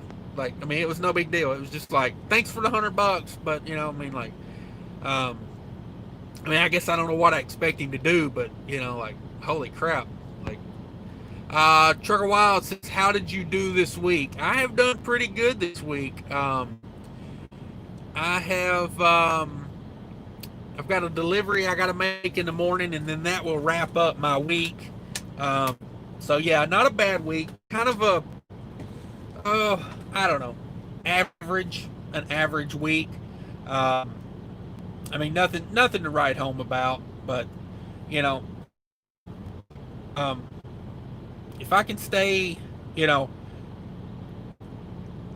I try not to do too much of like, oh, I need to make this much a week, or I need to make this much a day, because it gets me in a mindset of where I'm too focused on that. I'd rather just make the best decision, or take the best load, with everything I can think of in it. Put all the pieces of the puzzle together, and then try to make the best decision. But definitely a pretty good week. I ran about, I'm trying to think. By the time I get this delivered, it'll be about a 2,500 mile week, somewhere in there. So, a lot of sitting this week for 2,500 miles. Boy, I sit a lot. And really, I wouldn't notice it as much. But the problem is, I've been idling the truck a lot, so I definitely noticed how much I've been sitting. So at Panther, are you company at Panther, or are you guys leased on? So, because actually I know someone, one of my best friends has, he was talking to me about, they were looking at Panther. They run team, husband and wife team. And, I think they said something about being an owner operator over there, but I'd have to check with them again. But let's see. Philip Owen says, I meant to ask Mark if using PC to restaurant very close to the shipper is legal. Helped me out last week. Yesterday, I PC'd from the shipper after I dropped my trailer there. I PC'd over to McDonald's, got a 20-piece McNugget. Holler at your boy. Yeah, and PC'd right back. So hopefully it's legal. You can PC. Well, hey, ask and it shall be answered, says Mark.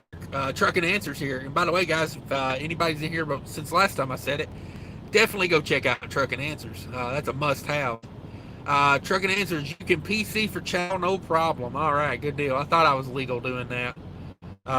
Didn't have a trailer or anything, but I was wondering, because I still had hours, PC to me is like,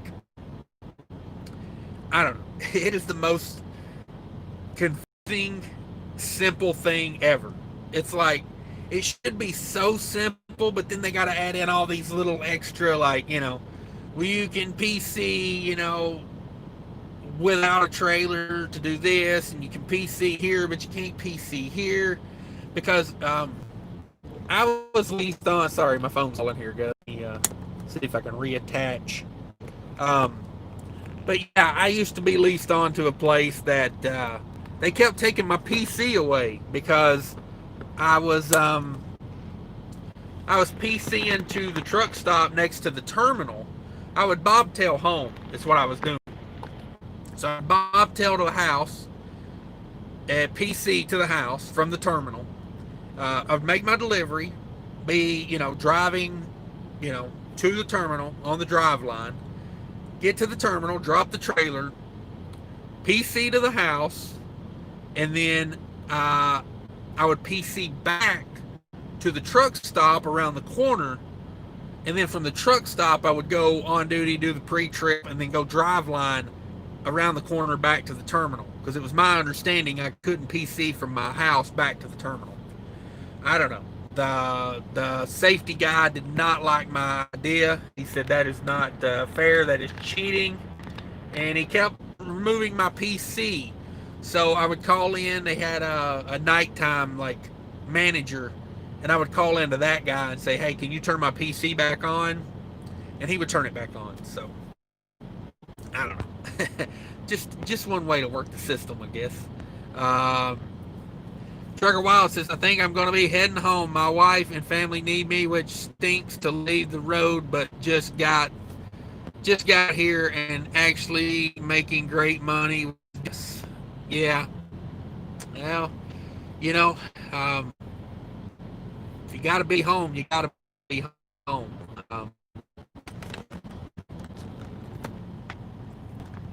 Sorry guys, I got a $5 Walmart mount here, so bear with me. Oh, did I zoom in or something? What have I done?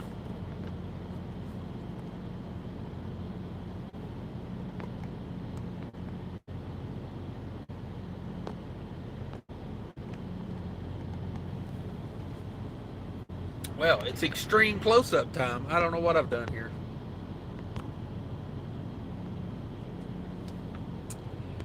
So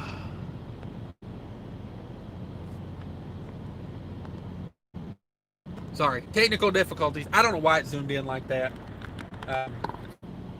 But yeah, that sucks. If you got to go home, you got to go home though. There's no ifs, ands, or buts about that.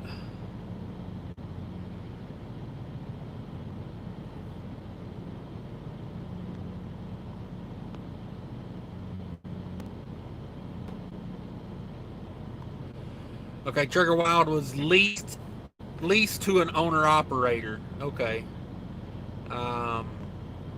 Trigger Wild, Mr. Mark, what's happening? Trucking Answers, word. Driving my barrel here, just playing in the parking lot. Yeah, how about that extreme close up? Super extreme. Oh, let's see if I can fix it.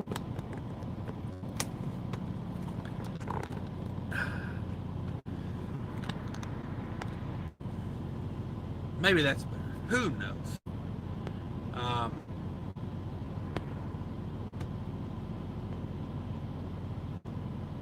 Let's see what we got here. Playing in the parking lot. Enjoying his time in the parking lot. Elias, am I saying it right? Elias Riviera. Hello, sir. Says Eli from Jersey, curious what are the benefits of leasing on versus running your own authority? Well, if you run your own authority, you're starting out fresh. You don't have any customer base, so that would be a big one.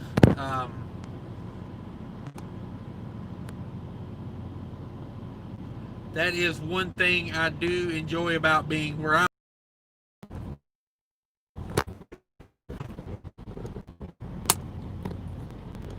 All right, there we go. Figured it out. Zoomed it. So yeah, being leased on is, to me, I'm going to lease on somewhere and I'm going to give them a percentage of my money. They better be bringing something to the. And by what I mean by that is they better have some customers. Yeah, they better have some customers. If I'm going to lease on somewhere, or something to make it where, they can help me earn more than I could just go make myself. That is the main benefit of leasing on somewhere, is the stability. They got to have some customers. Because they're going to take a percentage of your money, whether you like it or not. That's the name of that game.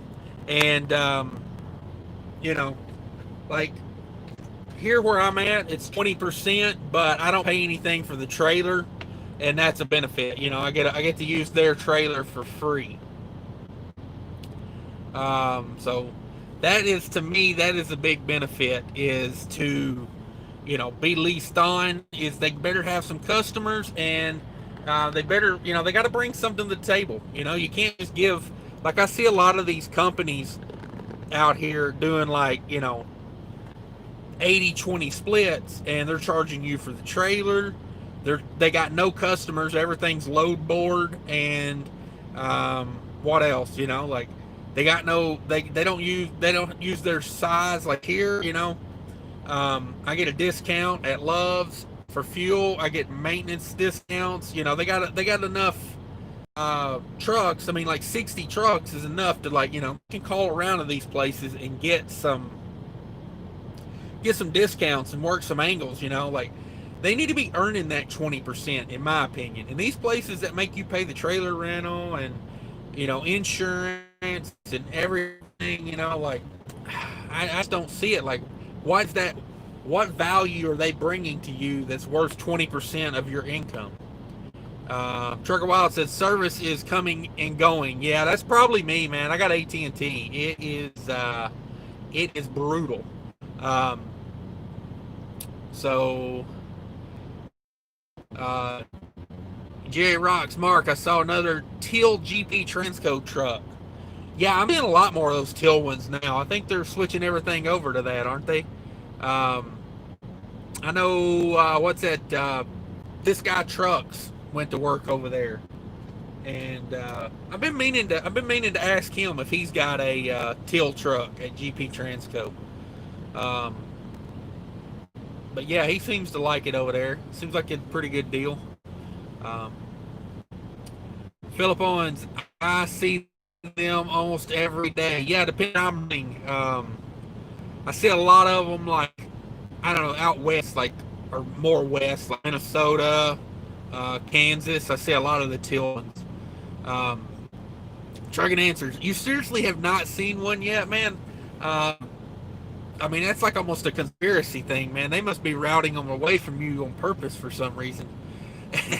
Trucking Answers says, someday I'll get to see one. I hope so, man. That's crazy that you haven't seen one yet. I mean, what do they got? They got about 400 or 500 trucks now, don't they? I mean, they're a pretty good size outfit. I like calling trucking companies outfits. It makes me feel like a real trucker. That's that back in the day stuff. Pretty good size outfit. Jerry Rose says, I see them in Greenfield occasionally. Greenfield, what state is Greenfield? Philip Owens says, yeah, his is teal. It's brand new. Yeah, I remember I watched him talk about this guy Trucks, by the way, if y'all guys I like him, man. He does a lot of rant videos, like, I don't know. I enjoy watching it sometimes. It's like one of those things, I gotta be in the mood to watch, because, like, he can get your blood pressure up talking about some of these guys, because, like, not him, but, like, the story he tells, it's like, because those guys he's talking about, and you're like, you get frustrated because you're like, oh, I know the same guys that do that stuff.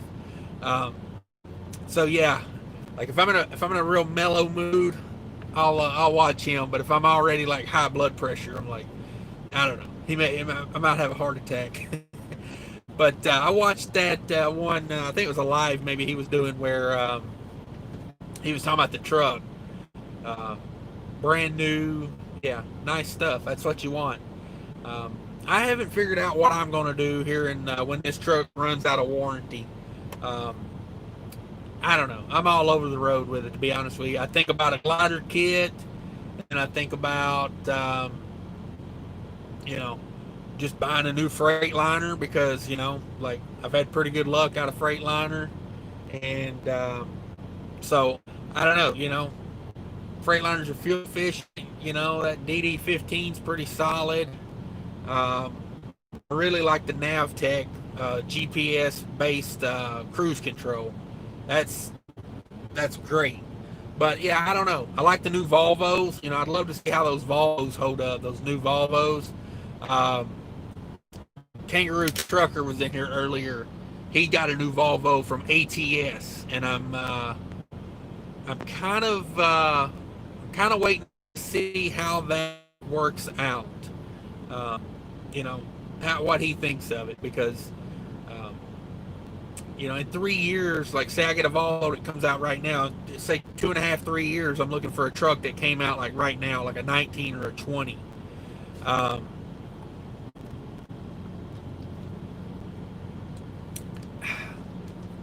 let's see what we got here.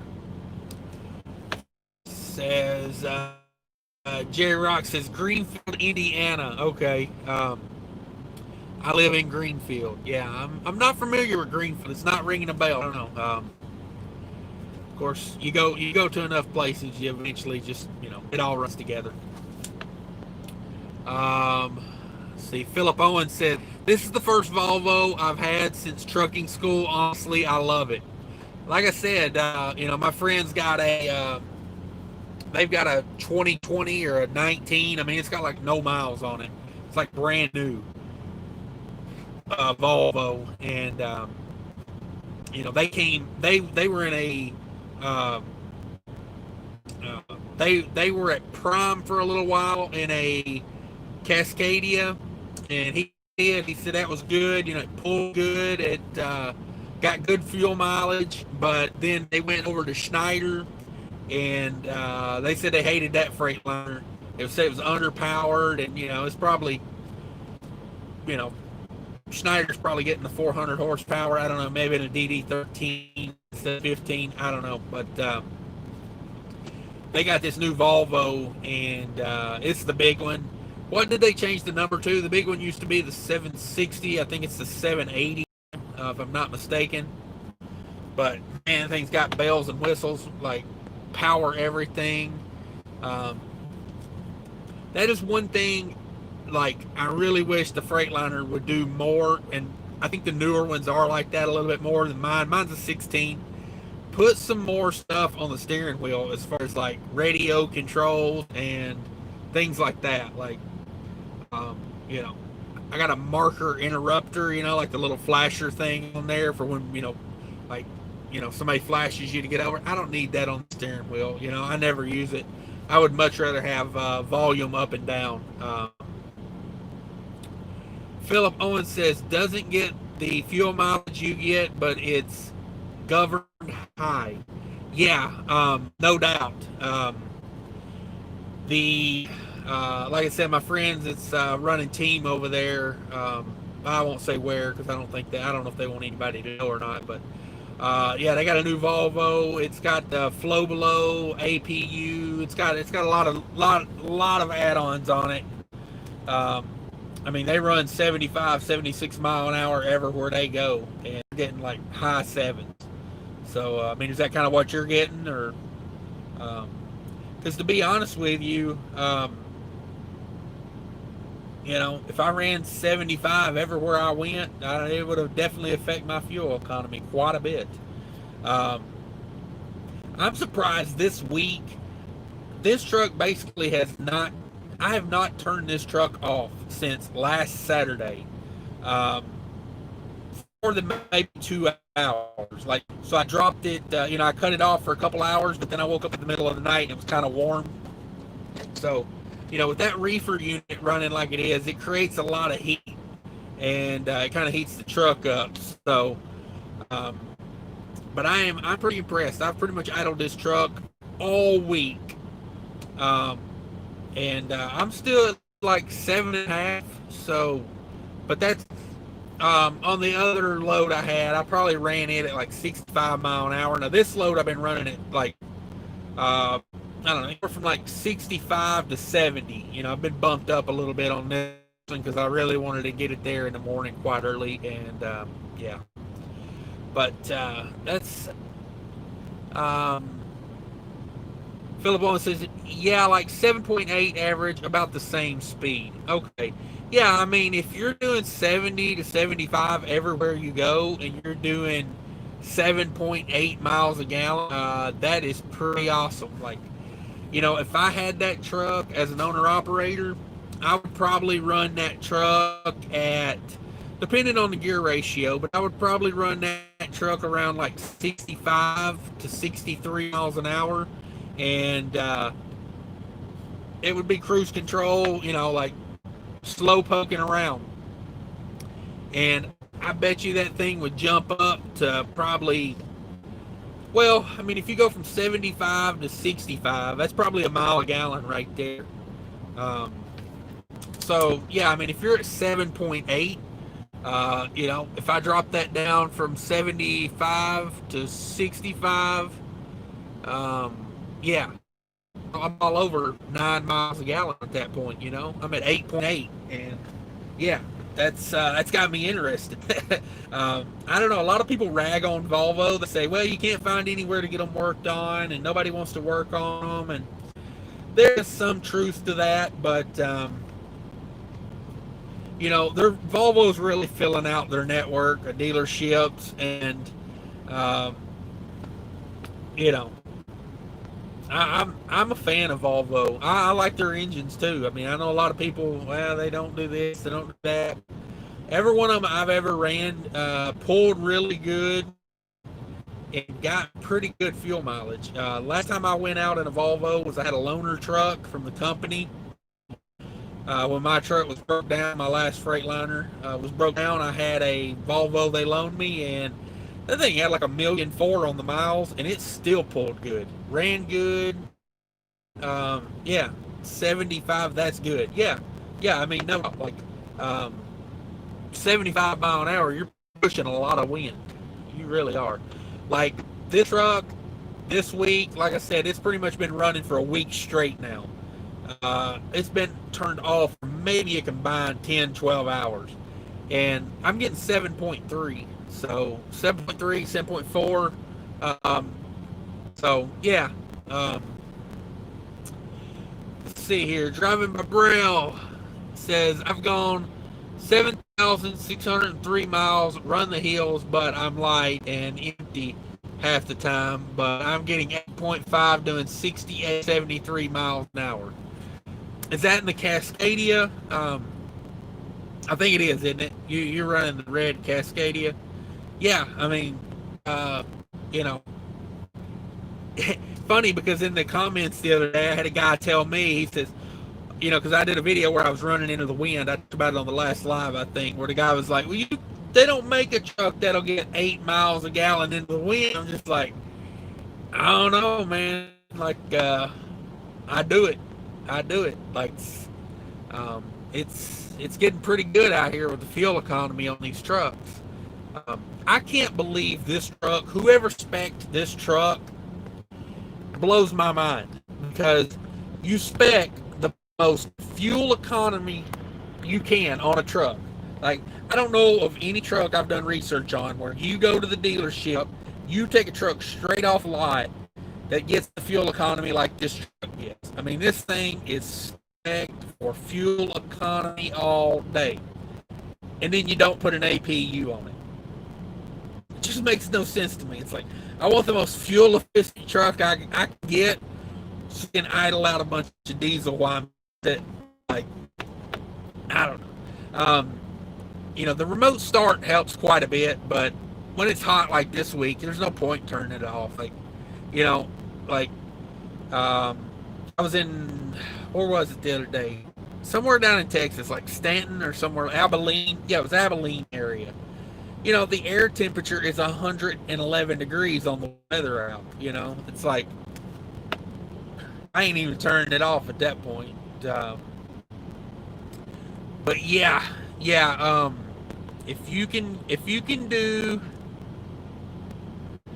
8.5 all day, I mean, yeah, you're running light. Those trailers have skirts y'all pull out there driving by Braille, because that makes a huge difference too, especially when you're running like 68 to 73 miles an hour. Trailer skirt can be darn huge. Um, Philip Owens says Jakes are very strong on it too, better than PACCAR. Yeah. And you're running. That's got a Volvo engine in it, right? Um, that new Volvo. Do you have the what is the Volvo changed their numbers, man? It really threw me off because the Volvos are like Toyotas. Those names and numbers have been the same for so long. I think the new what's the 670 equivalent? Um, what is the 670? Does anybody know the 670 equivalent on the new Volvo? Because I know it went from like the big one used to be like the 760 or 780. It's like the 860. Um, if anybody knows that, let me know. But yeah, no. I PACCAR. Um, I was talking or listening to a mechanic the other day, and he was saying the PACCAR is rated at MX-13 has a better life expectancy than the new Volvo engines or the DD15. Uh, they're all or the Cummins. It was better than all of them. So they're all rated for 1.2 million miles now, and uh, the rating on the Cummins and the Cummins and the Volvo and the DD15 are all pretty much the same. 50% of all those engines will make it, or I don't say will, 50% of those engines make it to the 1.2 million miles before needing an overhaul. So the PACCAR MX-13, he says, has a 65%. So that's a pretty good jump up from 50 to 65. Um, you know, I don't know. Uh, I can't really remember the PACCAR. I don't remember that PACCAR Jake brake being anything special, to be honest with you. I think I remember running that on a high setting a lot. So, that may have something to do with why they last longer. They don't have such a. Because running that Jake brake hard, boy, that's tough on an engine. I've noticed on this Freightliner, what I do with it is if you go level 1, it like won't even engage hardly. Now level 1, this Freightliner has level 1, 2, 3 are all really good Jake brakes. But it's like it won't engage until I go to level 3. So what I do is I just go straight to level 3 and then I kick back to 2 immediately. And it'll engage but not do that, the rev it to, 2300 RPMs. Like I know Driving by Braille talked about that in a video one time when that engine blew in that Western Star.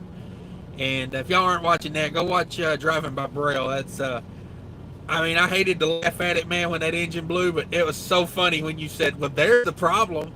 There's a hole big enough to drive. Well, I've got big enough to park a car in. I remember I laughed damn hard at that. I hated that your engine blew. I was not making a joke of that. It made me, but your reaction to it, man, was like, your reaction was hilarious to that. Yeah, so he knows, I think that the dealership, they talked about that, right? The Jake brake revving it to 2,300 RPMs. It's absolute craziness. I don't understand why they engineer it to do that because, this truck's got an automatic Jake brake on it. And like when I'm going through West Virginia, I'll set the cruise at like 60, 62. And, you pull the heel and then you get on the top and it starts going down. And then it kicks on the Jake brake a little bit, and then as it realizes, hey, this is a real hill, we're going down and we're loaded, it'll do that. It'll try to rev it to 2,300 RPMs, and as soon as I hear it start to change gears, I immediately hit the brake. I'm like, gotta slow it down. That way when it catches that next gear, like, 2,000. I hate when it does that. Like, let's see. Driving by Braille, yeah, the Cascadia, yeah, man, those are good numbers. Yeah, you're running light empty a lot, but still, if you can run, through those mountains, at 8.5 miles a gallon, even if you're light at those speeds, man, that's stuff. Philip says Jakes are very strong. Okay, I've already read that one.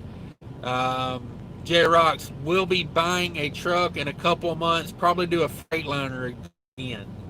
Yeah, I mean, I thought about that when I upgrade mine. Is just get one of these new body style Freightliners, because I hear they are like getting even better than they are right now.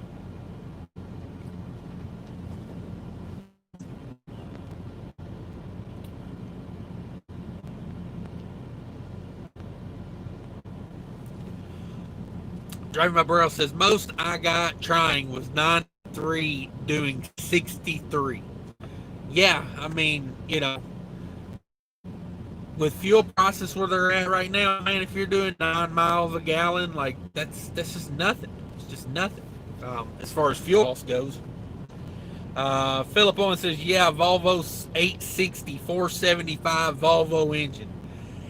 Yeah, that's a nice truck. Now my friends that where they're running team in it, they took that table thing out of the bottom and put a bigger bed in there, because they're running husband and wife team. So that's pretty good that they could do that too. Patty 2 says that's what I do. You talking about like driving slow, or Philip Owens probably wouldn't last that long in a PACCAR 10-speed auto. Felt like the engine was dying. That 10-speed auto in a PACCAR is the worst. I'd rather drive a Super 10 all day. I despise that 10-speed in that PACCAR. I'll be honest with you. That PACCAR I had, it had a, I really didn't have any long-term plans with that when I leased that, so it was basically a holdover truck till I could find the truck I wanted. But that transmission was so bad in that truck, it really got me on the ball, because you know how things are. You get in a truck, you're running, you're making decent money, and you're like, oh, okay, I'm looking for other trucks. But man, about 2 months into having that daggum thing, I was like, I gotta find a truck, because this ain't the truck for me. Now, has anybody seen those 579 Epic package on the 579? It's like the truck looks like it's been lowered. It's got more aerodynamic stuff to it. So I don't know. I like the look of those, but it would have to be a 13-speed for me. And that PACCAR seems like it doesn't. I mean, it's rated for the same amount of torque, and maybe it was that transmission, but it kind of seemed like it didn't have like that top of the hill torque. You know what I'm saying? Maybe it was just the transmission getting it. I'd like to try one with like a 13-speed in it.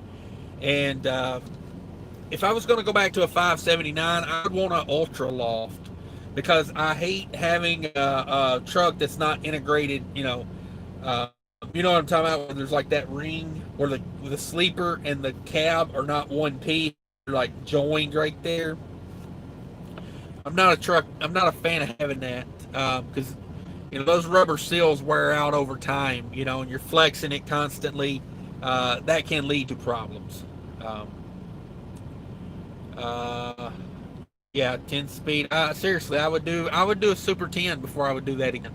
To me, it was so dangerous, that 10-speed auto and that PACCAR, because it was like I would go to pull out somewhere, like of a truck stop, and say it's a 2-lane road. Well, they could be a car a mile down the road, and I go to pull out, and instantly I got to stop because the truck didn't engage and go when I needed it to. So I got to slam on the brake because that car's too close now for me to pull out. Yeah, did not enjoy that. Way too dangerous.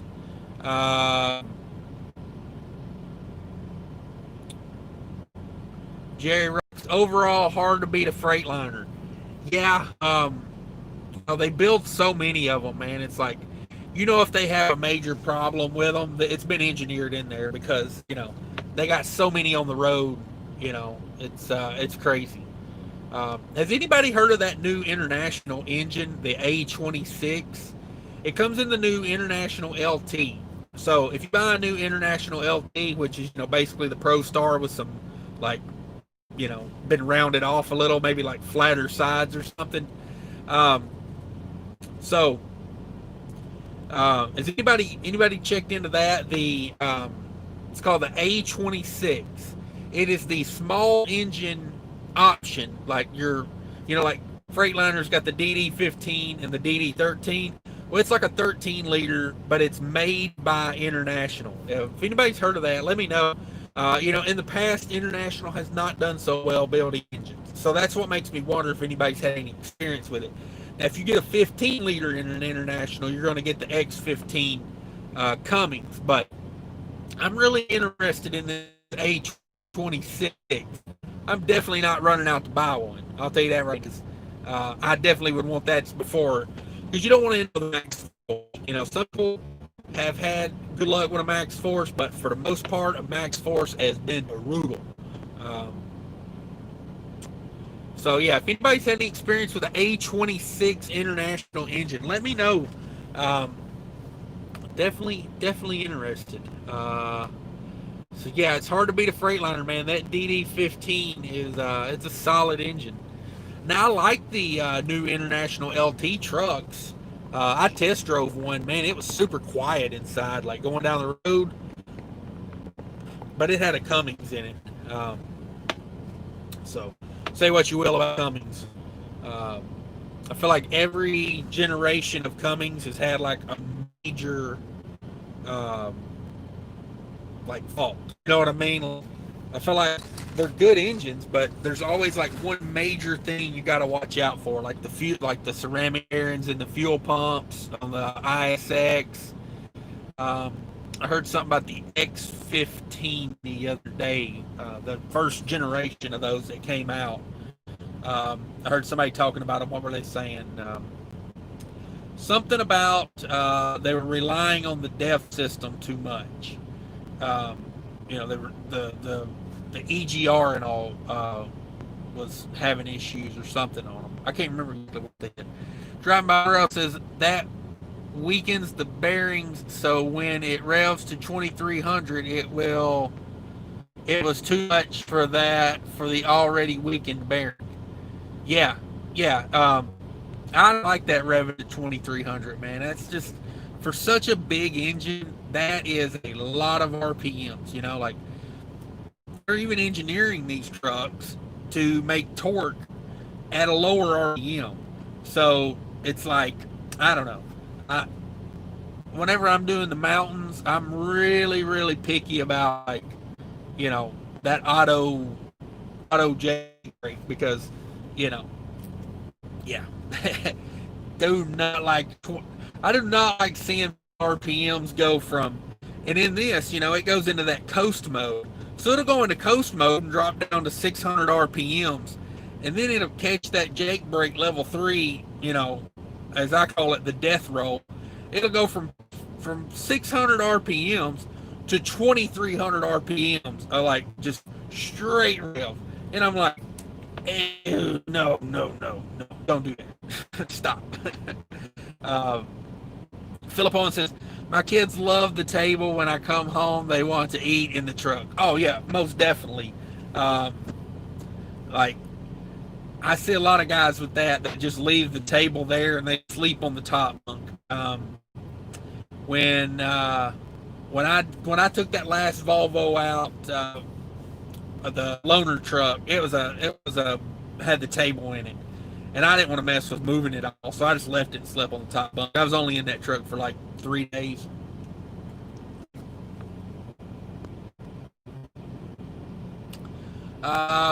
So yeah, I mean, it is handy to have the table in there. That's one beef I have with these Freightliners, man. They need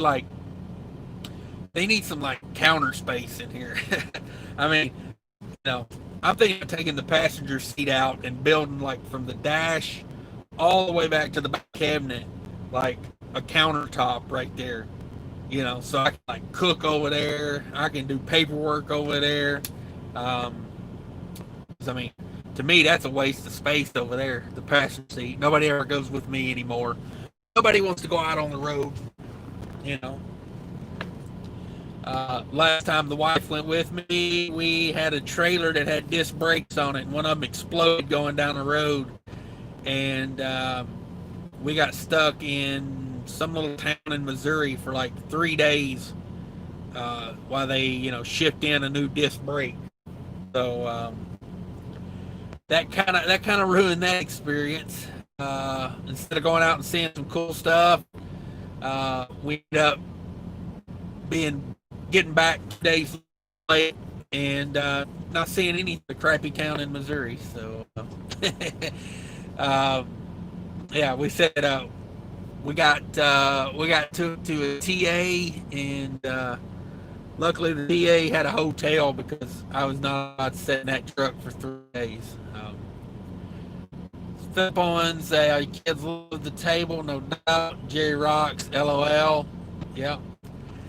Philip Owens was that 10-speed you would floor for 3 seconds, later start moving.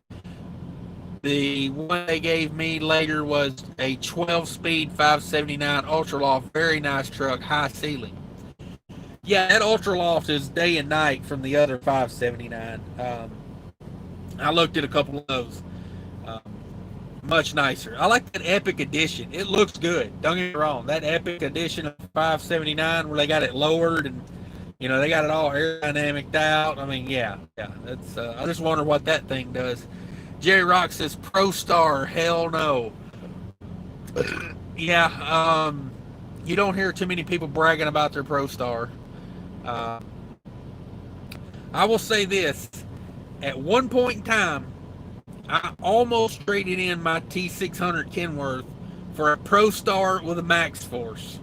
When the Max Force first came out, like when they first started realizing what they had on their hands, the International Used Truck Dealership in Laverne, Tennessee, which is on 24, just outside of Nashville, I went down there and I was talking with them, and I took my truck in and they appraised it. And I really thought about trading it. They were going to give me about $18,000 for my truck, which is probably pretty fair. It had about $1.2 million on it at that point. And yeah, they were practically giving those Pro Stars away with a diamond certified, whatever, warranty, everything. And I'm glad I didn't, because boy, I did a little more research, and after a couple more months went by, man, everybody started realizing what that Max Force really was. Driving by, bro, haven't seen any new International sitting on the side of the road. That's true. That is true. But I don't think many people are ordering that A26. See, that's what gets me about it, is because, it's like, I don't think anybody's willing to risk it, to be honest.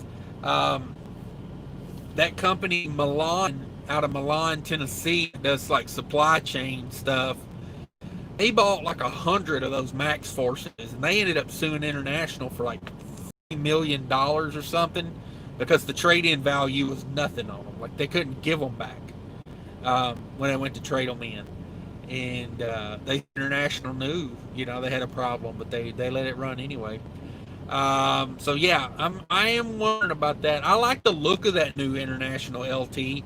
Although somebody said it looks like a PT Cruiser. Ever since I heard that, you ever hear somebody ever say something and you're like, once you hear it one time, it's over. Like, you can't think about it any other way. That's how I am with the Pro Star. I mean, the new LT.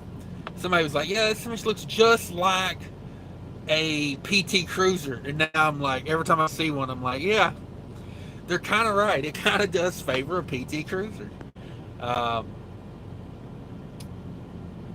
Driving by, Braille says, that's my indicator. Always see the red engine sitting on the side of the road. Yeah, there's a lot of Cummins out there, so I had an International 9400i. Not a bad truck.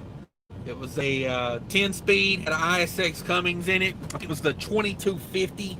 I think that's which ISX it was. I don't know what year model it was, like a 2007, something like that. Decent truck, but yeah, that Cummins wiring harness Oh man, it gave me fits. Ended up having to have the whole dang wire harness, engine wire harness replaced. I was burnt. I was burnt on those red engines at that point. That hurt my feelings. Um, the harness itself, and I don't quote me on this because it's been 10 years ago, but the harness itself was, I want to say, around $900, and then it was probably, God, it was an awful amount of labor to put that joker on, because I mean they troubleshot it for 10 hours before they figured out what it was. So yeah, you know how wiring things go. They get expensive when you're charging $100 an hour. Let's see, and I didn't get that good of fuel economy with that 9400 with that Cummins in it either. So who knows? Hey, Wild Bill is here. Hey, Wild Bill, thanks for coming in. Appreciate you. Join the conversation. We was talking about the flip flop fleet earlier. Like, do you wear your flip flops when you go trucking? Talking about some engines. I still miss my Caterpillar Acert every day. Wish I had it back. A lot of people didn't like those engines. They had head problems because they had a high compression, I think, was the issue going on there. But man, that truck sounded good. It had the sequential turbos, probably running like 40 pounds of boost going up a mountain. Like, literally, it might suck them up. You got to be careful with that. Philip Owens, in the Volvo, it has 4 cushions on the bottom. Those turn into the bench on each side, and you lift the table up. The table is flat under the bed unless you do. Yeah, I was experimenting with that one I had for a couple days, and it was like 4 cushions, and then like 2 of them were kind of like sewn together in a way, and like you kind of push them apart, and one came up and made the back of the bench. I mean, it's handy to have, man. Don't get me wrong. One thing I didn't see that in my friend's Volvo is the swivel seats.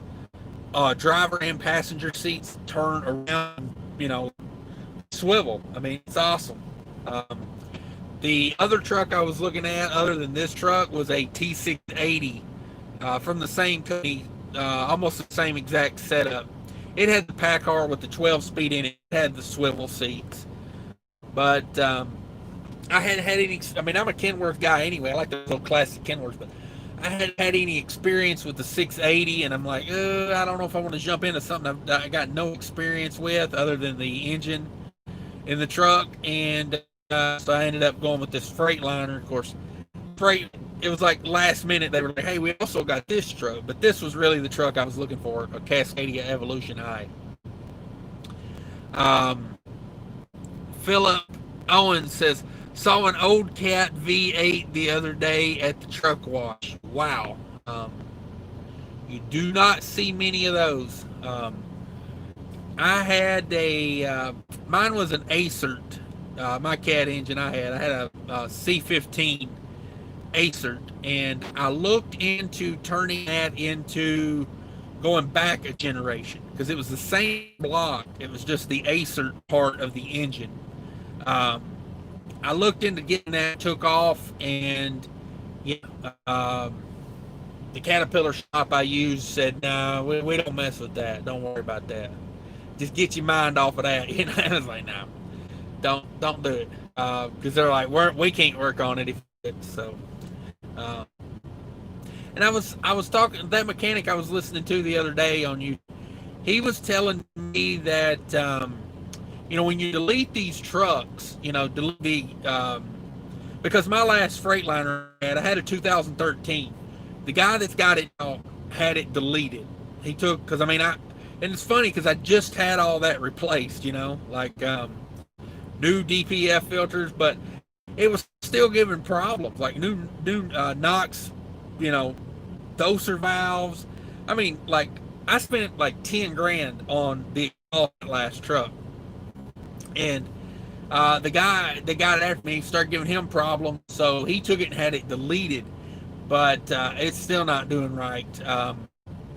And the guy I was listening to the other day on YouTube, the mechanic was talking about deleting an engine. He was like, and this guy's like, he owns a truck shop in Dallas. So, I mean, he sees trucks night and day, night and day. And he said, when you delete that, the program they use to, usually what they run with is it ups the fuel, basically, is what it does, the diesel. So he said what happens is it ups the amount of diesel the engine's getting. So what happens over time is you build up soot on top of the pistons, and that soot breaks loose, because that's what soot does after time. It builds up on there, and then it'll come loose. Then that's in your cylinder, and it scars up the cylinder walls, and it's not good. He was saying a lot of people, after they delete do a delete on the DPF and DEF system, after about 100,000, 150,000 miles, they start seeing some real engine problems. He had one in the shop they were showing, and they had put a plate over, where the exhaust gas would recirculate. They had welded a plate over it, and that plate had came loose, and it basically ruined the engine. It was like in the cylinder, just ripping the piston apart. So yeah, Cat V8 at the truck wash, man, that is good stuff. Wild Bill, I would never wear flip-flops. My take on the whole flip-flop thing is, I don't care what another man wears, as long as I don't have to, look at your butt crack or, your underwear. I prefer not to look at those. But, yeah, the flip-flop thing to me, I don't care what you wear, but to me, it looks unprofessional. And it's a hygiene thing, like, what's in that water in the parking lot at the truck stop. As somebody said earlier, it ain't lemonade. So that's my take on the whole flip-flop thing. Man, what's up, buddy? Hey, I appreciate you coming in, man. Thanks for stopping by. Red 5 Transport. All right. I don't know if I've seen him in here before.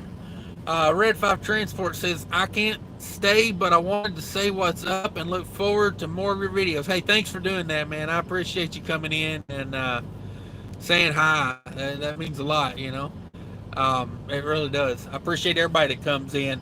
And if anybody's in here and you haven't said anything, let me know you're in here so I can, and especially if you've got a YouTube channel, because that's the second, helping people with being owner-operator and trucking in general is the first thing I want to do with the channel. The second thing I want to do with the channel is to help other channels grow, because if we all network and we all help each other, it's only going to be better for all of us. YouTube's got enough viewers for all of us. I think we spread it around a little bit. Plus, you do it that way, you get more information out there.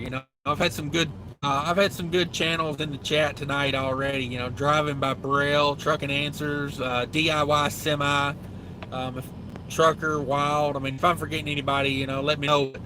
I would say go subscribe to all those channels. I mean, they're all worth a watch. But yeah, I appreciate you dropping by. Nailed It says, what's up, Ash? Not much, Nailed It.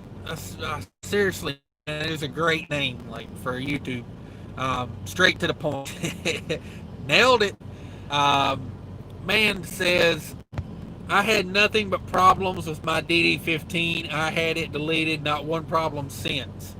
Okay, how many miles have you put on that since you had it deleted? Because, and everybody's going to have a different experience.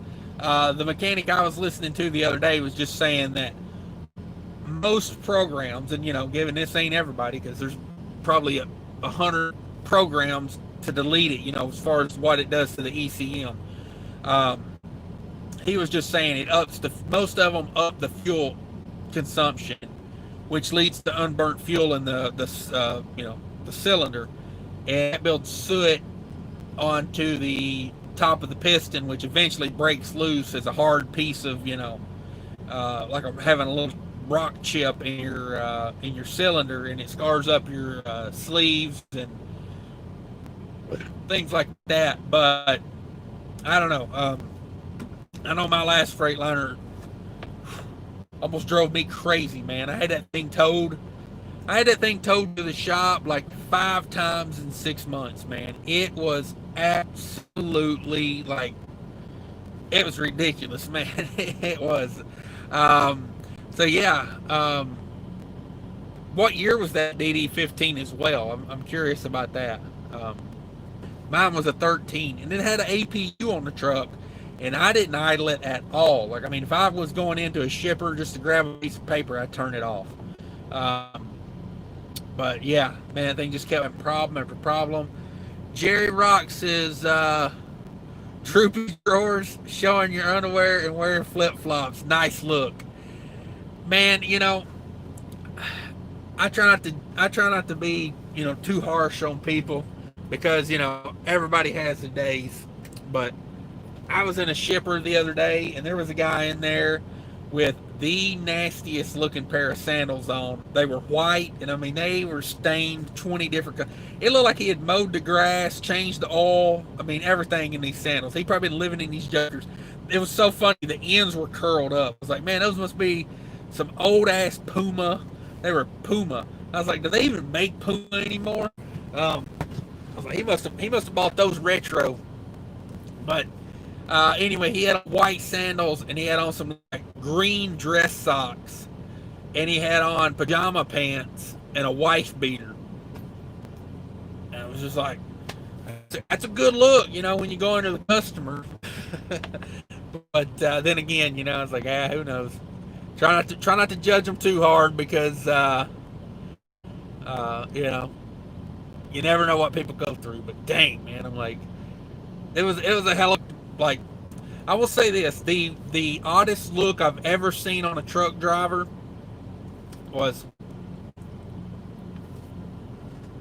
I was at a grocery warehouse one time, and it was about 2 in the morning, and I seen this guy come crawling out of his truck, and he had on cowboy boots, he had on basketball shorts, he had on a t-shirt with a leather vest over top of it, and he had a bandana around his head, like, you know, like Aunt Jemima, like not even tied like to the back, like to the side. And I was just like, wow, what a look. Cowboy boots, basketball shorts, t-shirt with leather vest, and an Aunt Jemima head wrap. I was like, yeah. All right, what have we got in here? This is Philip Owen says, don't forget the tank top. Yeah, man, you got to have a sweaty wife beater. If you're gonna wear socks and sandals, I would suggest a stained tank top to complete that look of, you know. What do we got here? BOC. Oh man, BOC is in the house. What's he got to say? Let's see. Welcome to the live, BOC. We're live and in action here. BOC Enterprises, worst trucking channel on YouTube. I know you mean that ironically, so I'll let you slide. But yeah, I can name a few trucking channels that are way worse. PC across 5 states, son. Hey, yeah.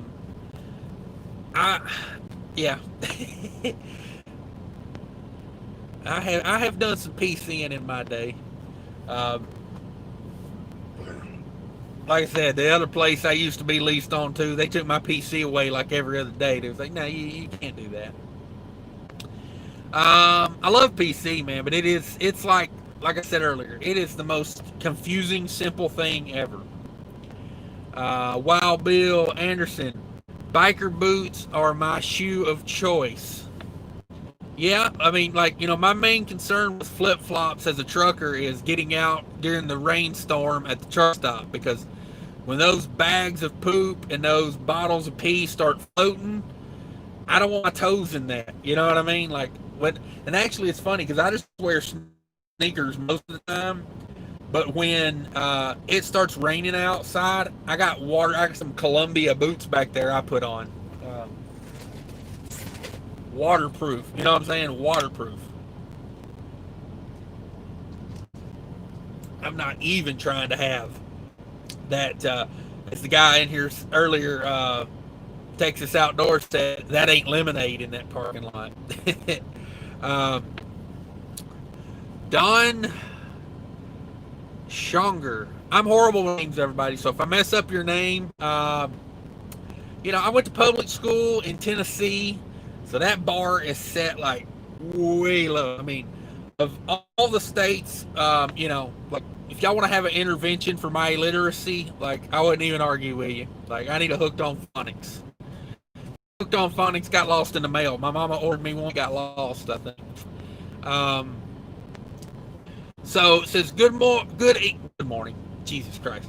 Good evening. Been in here for the last half hour, just listening to the company driver thinking about becoming an owner operator. Yeah, good. It's a good place to start. I would check out. There's a few channels I would check out. Go check out BOC over there. He has his own authority. He is an owner operator in the Northeast. Sticks to the Northeast mostly. Makes crazy good money doing hardly anything. So yeah, definitely go check him out. Subscribe to him. Driving by Braille was in here earlier. Check him out. He got a couple trucks here in the West. Yeah, there's some good channels in here if you want to learn, that's for sure. Philip Owens, LOL, BOC. Yeah, no doubt. BOC, 5 states on PC. I'm trying to think. I think I did from Cleveland to Minnesota one time, but I don't think I PC'd the whole way, now that I think about that. It was about 800 miles, and I think I had like 7 or 8 hours left, so I drove that, and then I was like, yeah, I'm going home. I just want to go home. I wasn't going to try to stop in Chicago or wherever the hell I was stopping, Gary, Indiana. And let's see, YouTube channel. Yeah, hey, if anybody's got a channel in here and you want everybody to know about it, just say, hey, I got a channel. And if I watch you, I will definitely give you a shout out. Close to 100,000. Okay, so that's pretty good. Since you needed your DD15, you've got 100,000 miles on it. That's not bad. That's not bad. I watched that too. Makes me nervous. It's a 2013 too. Oh damn. Yeah, I mean, if you go back and watch some of my older videos where I've got the 2013 Cascadia, you will see a man in a living nightmare right there. That goddamn truck, man, it was so funny, man. At the time, I was pulling some really good paying freight, but I couldn't make anything, man. I spent about 10 grand on the exhaust system on that truck. I got that kind of sort of figured out, and then the rear ends went out. I had to pay $8,000 for new rear ends. And then it kept blowing hoses because it had the head replaced on it, and it was sucking air somewhere through the EGR or something. I don't know. It was, oh man. I told the guy that has that truck now, I said I would take that out back and burn it for insurance. Short some wires and call Progressive and tell them, hey, cut me a check for whatever that thing's worth. Now it says COVID toe jam from parking lot water. Man, you get hepatitis. You get hepatitis like XYZ from that water. Like I said, I seen a guy fall in the water the other day. Guy running across the truck stop parking lot with his Air Jordan sandals on, trucking across the parking lot, and man, he hit a slick spot where they had painted an arrow or something, and he was going to slow down. And I mean, he ate crap. I mean, he went down and slid in that water like a slip and slide. And I was thinking to myself, Um, I just go to my truck and get clothes, take a shower. um, Freight Dog says Wolf. Yes, sir. Thanks for coming in, Freight Dog. I don't know if I've ever seen you in here before. Um, we've had a good crowd tonight. Not the numbers that I got last time, but it seems like more people cycling in and out. So if you're still in here, BOC, you're PCing. Are you going home for the weekend, or because that sounds like a man on a mission? Uh,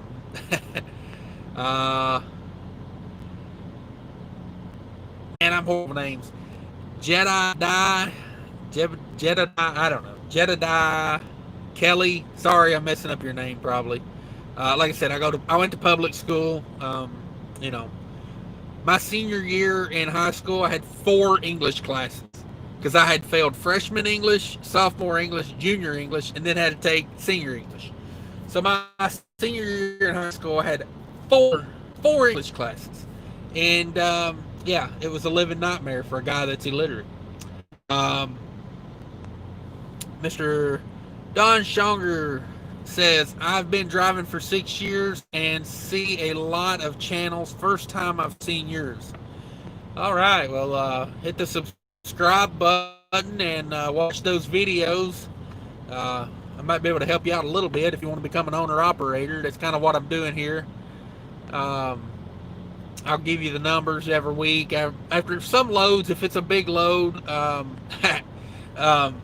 if it's a good money load, I'll usually do the numbers. Then every week I try to do, when I wrap up the week, I try to do the numbers. So, yeah, I give you some numbers you can kind of go by. Like I try to be pretty, open with it. Somebody said the other day I was being dishonest because I put the rate the carrier gets out there, and I'm like, well, that's the amount of revenue I turn. Like whether I get it all or I don't get it all, it's the amount of revenue I turn. So that's what I put out there. Because my thought was not every guy's going to have a leased onto a carrier. Some people are going to get their own authority, and then they're going to have a skewed number. So I just put it out there.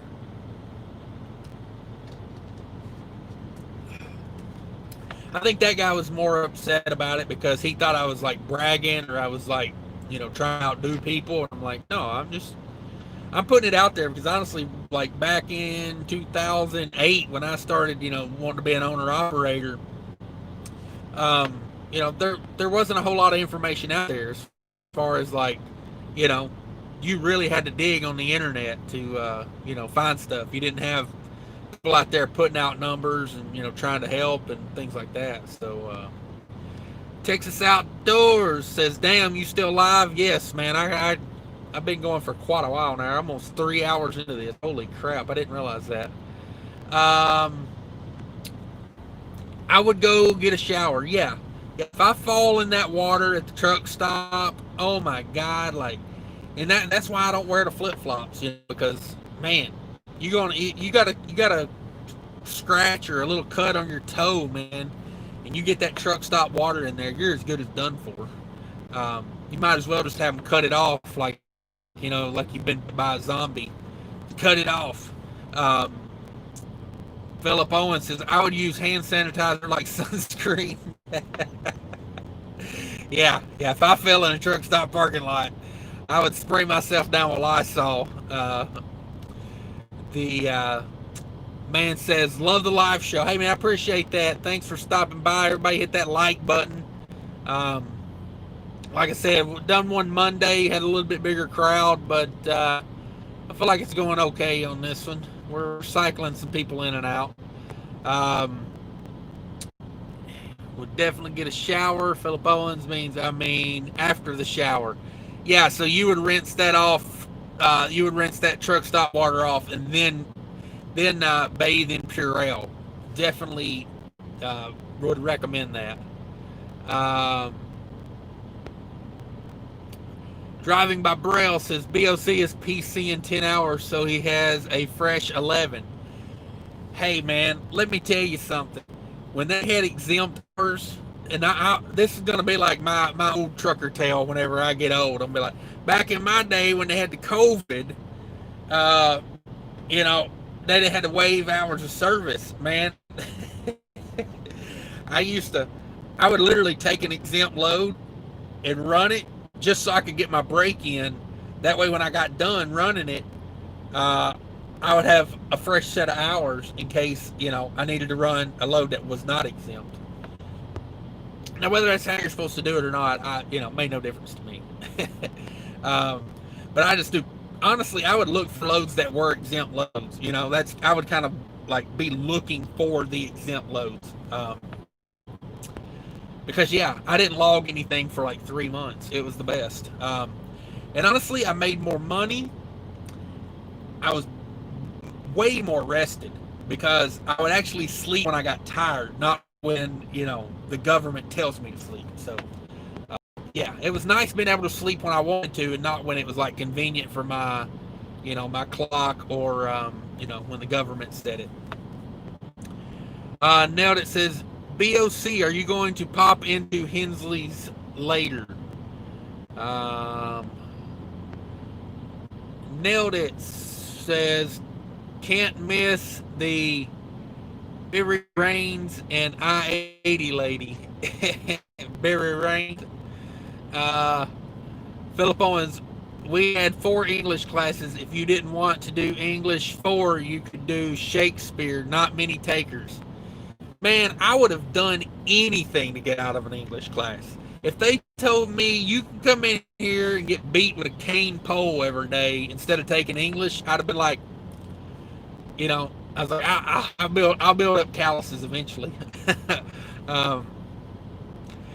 Texas Outdoors says, I would take a hot shower. Yeah, no doubt, man. I would boil some water on that one. You fall in the truck stop water, and for sure. For sure. Texas Outdoors, hey, trucker, you want some lemonade? Yeah, sure. Would you like a lemon snow cone in the winter? Free snow cones, you know what I'm saying? Wild Bill, are you going to make it to Gary, Indiana in the morning to meet Mark?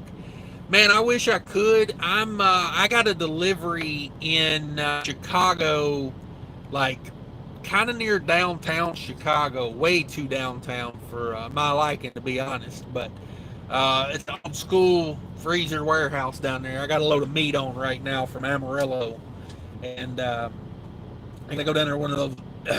Probably used to be an old packing plant or something, but it's no cold storage down there. I got to take this too. And long story, even longer. What am I getting at with that? I got to be there about 10 in the morning, so probably by the time I get unloaded and I get to Gary, he will probably be long gone by then. So I would like to, for everybody that don't know, if you're going to be in Gary, Indiana anytime tomorrow, Mark from Trucking Answers will be there with the OOIDA big rig, the Western Star, called Spirit of America, I believe. They'll be at the Gary, Indiana Petro, I-80, exit 9, I believe that is. It's a big Petro there. There's a Love's across the street. Big Petro there. But yeah, if you're going to be in that area tomorrow, they're going to be there at 9 in the morning. Excuse me. They're going to be there 9 in the morning to 11, I think. Yeah. I think it's what yeah, let's see. Hey, Alexandra's in here. Hey, Cash is King. How are you, driver?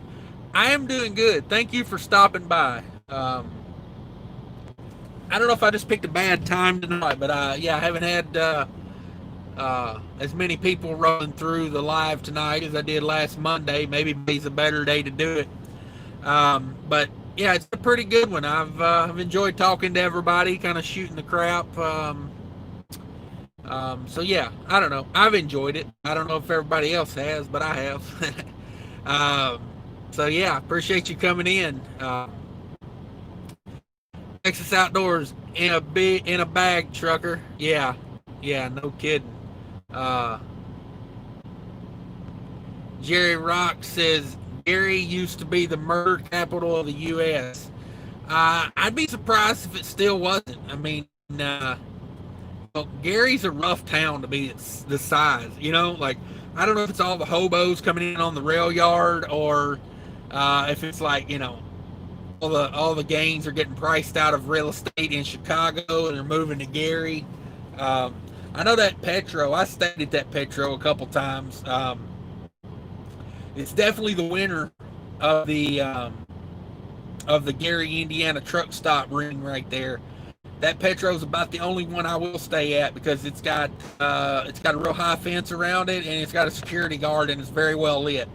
But yeah, Gary's a rough town, especially like if you get down around where all that rail yard is over there. I did a pickup over there, Gary. I don't know, a while, but yeah, I was in a rough neighborhood, like a really, really old warehouse. It like used to be a manufacturing facility that's long gone. Now it's just a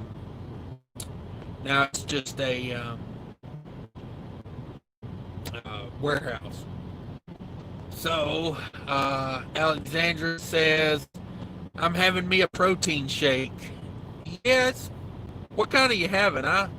I get those sometimes. I get low carb ones. I'm a diabetic. I don't know if everybody knows that or not. I don't know if I've ever said that, but yeah. I got carbs. I had me a 20-piece nugget for dinner. Made me feel like a champ. That's where I've got all this energy from. Felt like I got shot with a tranquilizer gun after I slammed those 20 nuggets. Wild Bill says, do you have time to kill after delivery tomorrow? Possibly. I've got to go to Michigan, for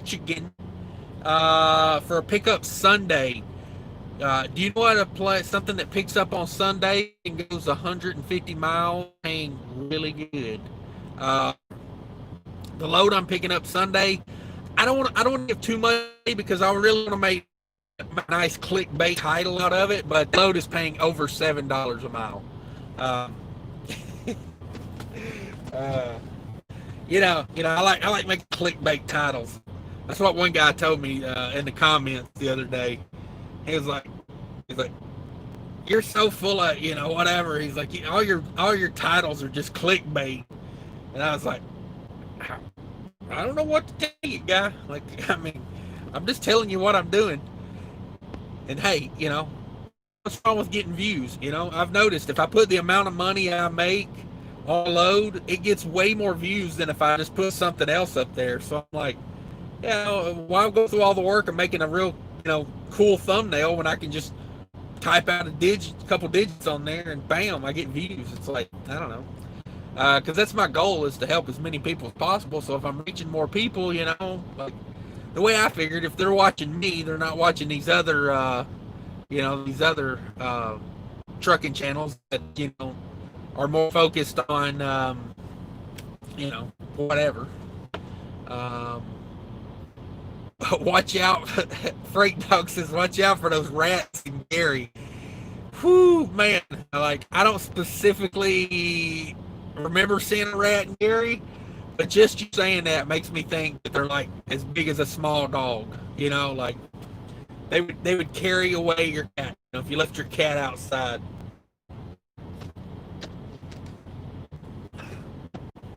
It'd be like on the Bugs Bunny show, and Sylvester thinks it's a rat and it's a kangaroo. I'm imagining that's probably what the Gary rats look like. Al Johns is here. Everybody welcome Al Johns in. Thanks for coming in, Al Johns. We're cycling out people coming and going. It's a good time.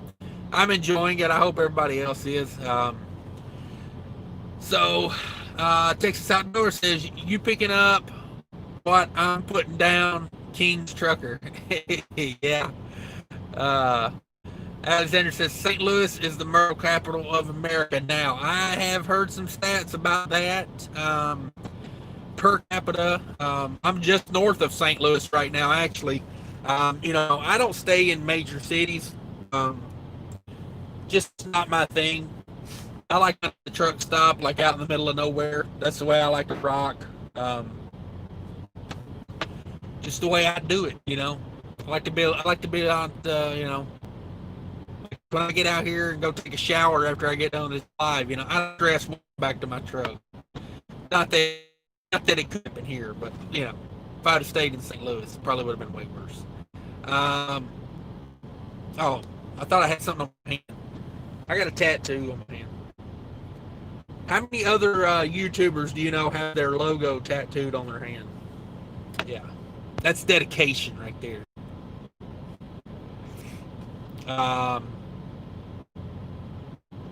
Philip Owen says, at that Loves, they ask you if you have a gun. If you don't, they'll let you borrow.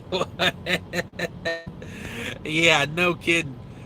I went in that Loves one day over there, and I walked across the street because I parked at the Petro and walked across the Loves to get a shower. And oh my God, man, that's quite a crowd that hangs out over there at that Loves outside of that Denny's. Usually have an armed security guard inside that Loves.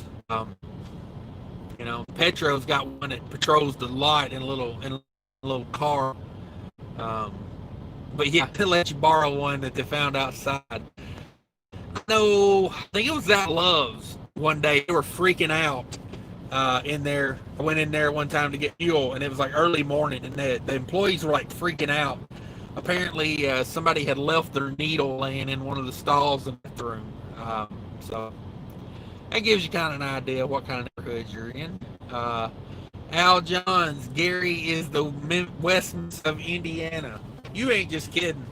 There's like 2 Loves that I really don't stop at anymore, and it's West Memphis and the Gary. Those are the 2 that I'm like, it just ain't worth saving 10 cents on fuel to get murdered.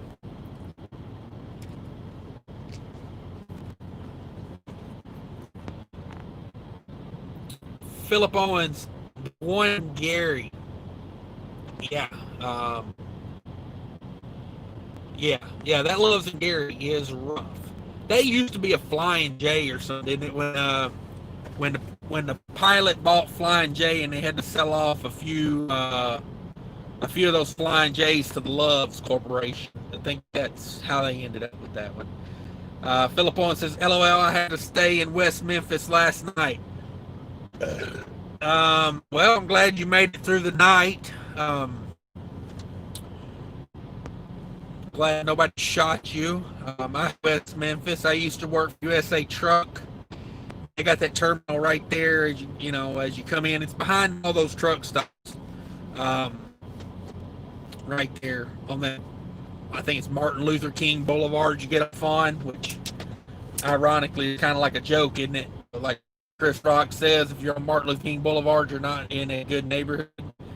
The drop yard. Philly is one of those cities I really don't like to go to.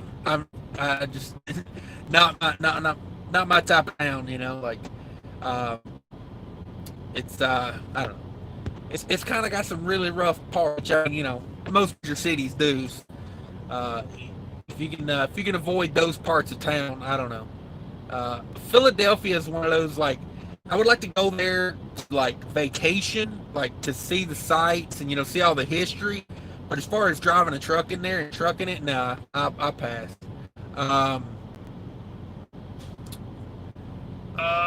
Wild Bill, good one, Al Johns. Yeah, Al Johns is very funny. He leaves good comments and usually cracks me up.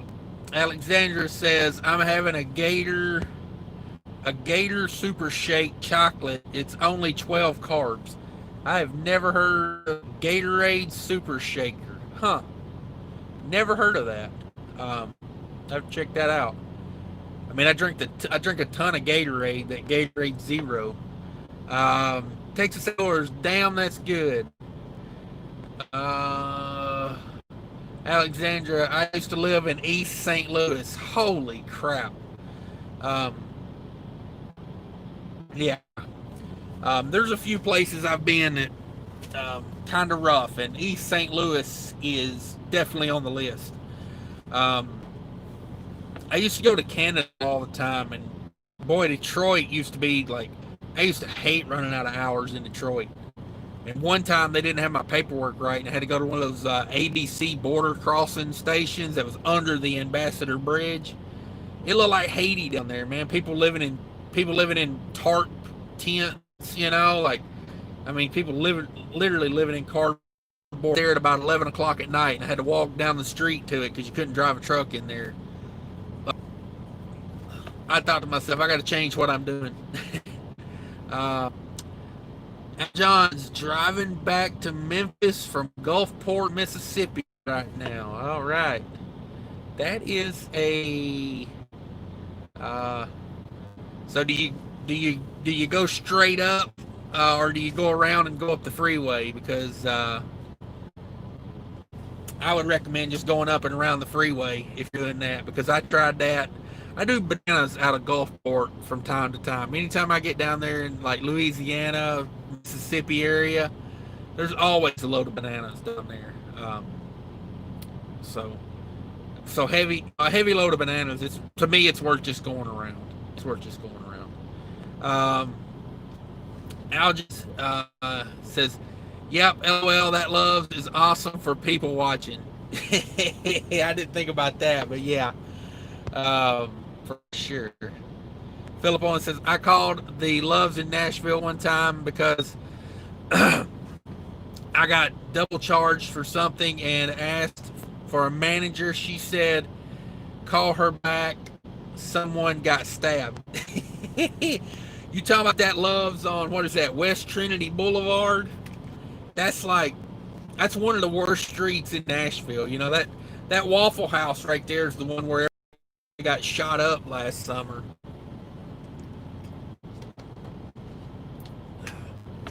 Where the guy pulled the gun and somebody came out of the bathroom, tackled him or shot him or something. Like, Al Johns, Werner has a terminal in West Memphis too.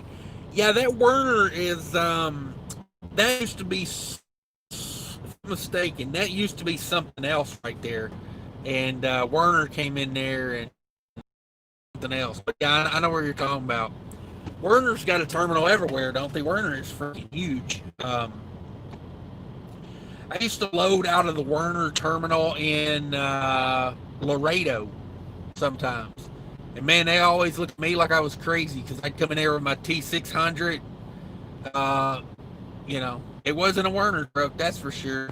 And the guard always was like, "Are you at the right place?" And I'm like, "I'm at the right place. I'm picking live load out of here." So, Philip on says, my company does too. Have a terminal in West Memphis. It's a big trucking city. West Memphis is.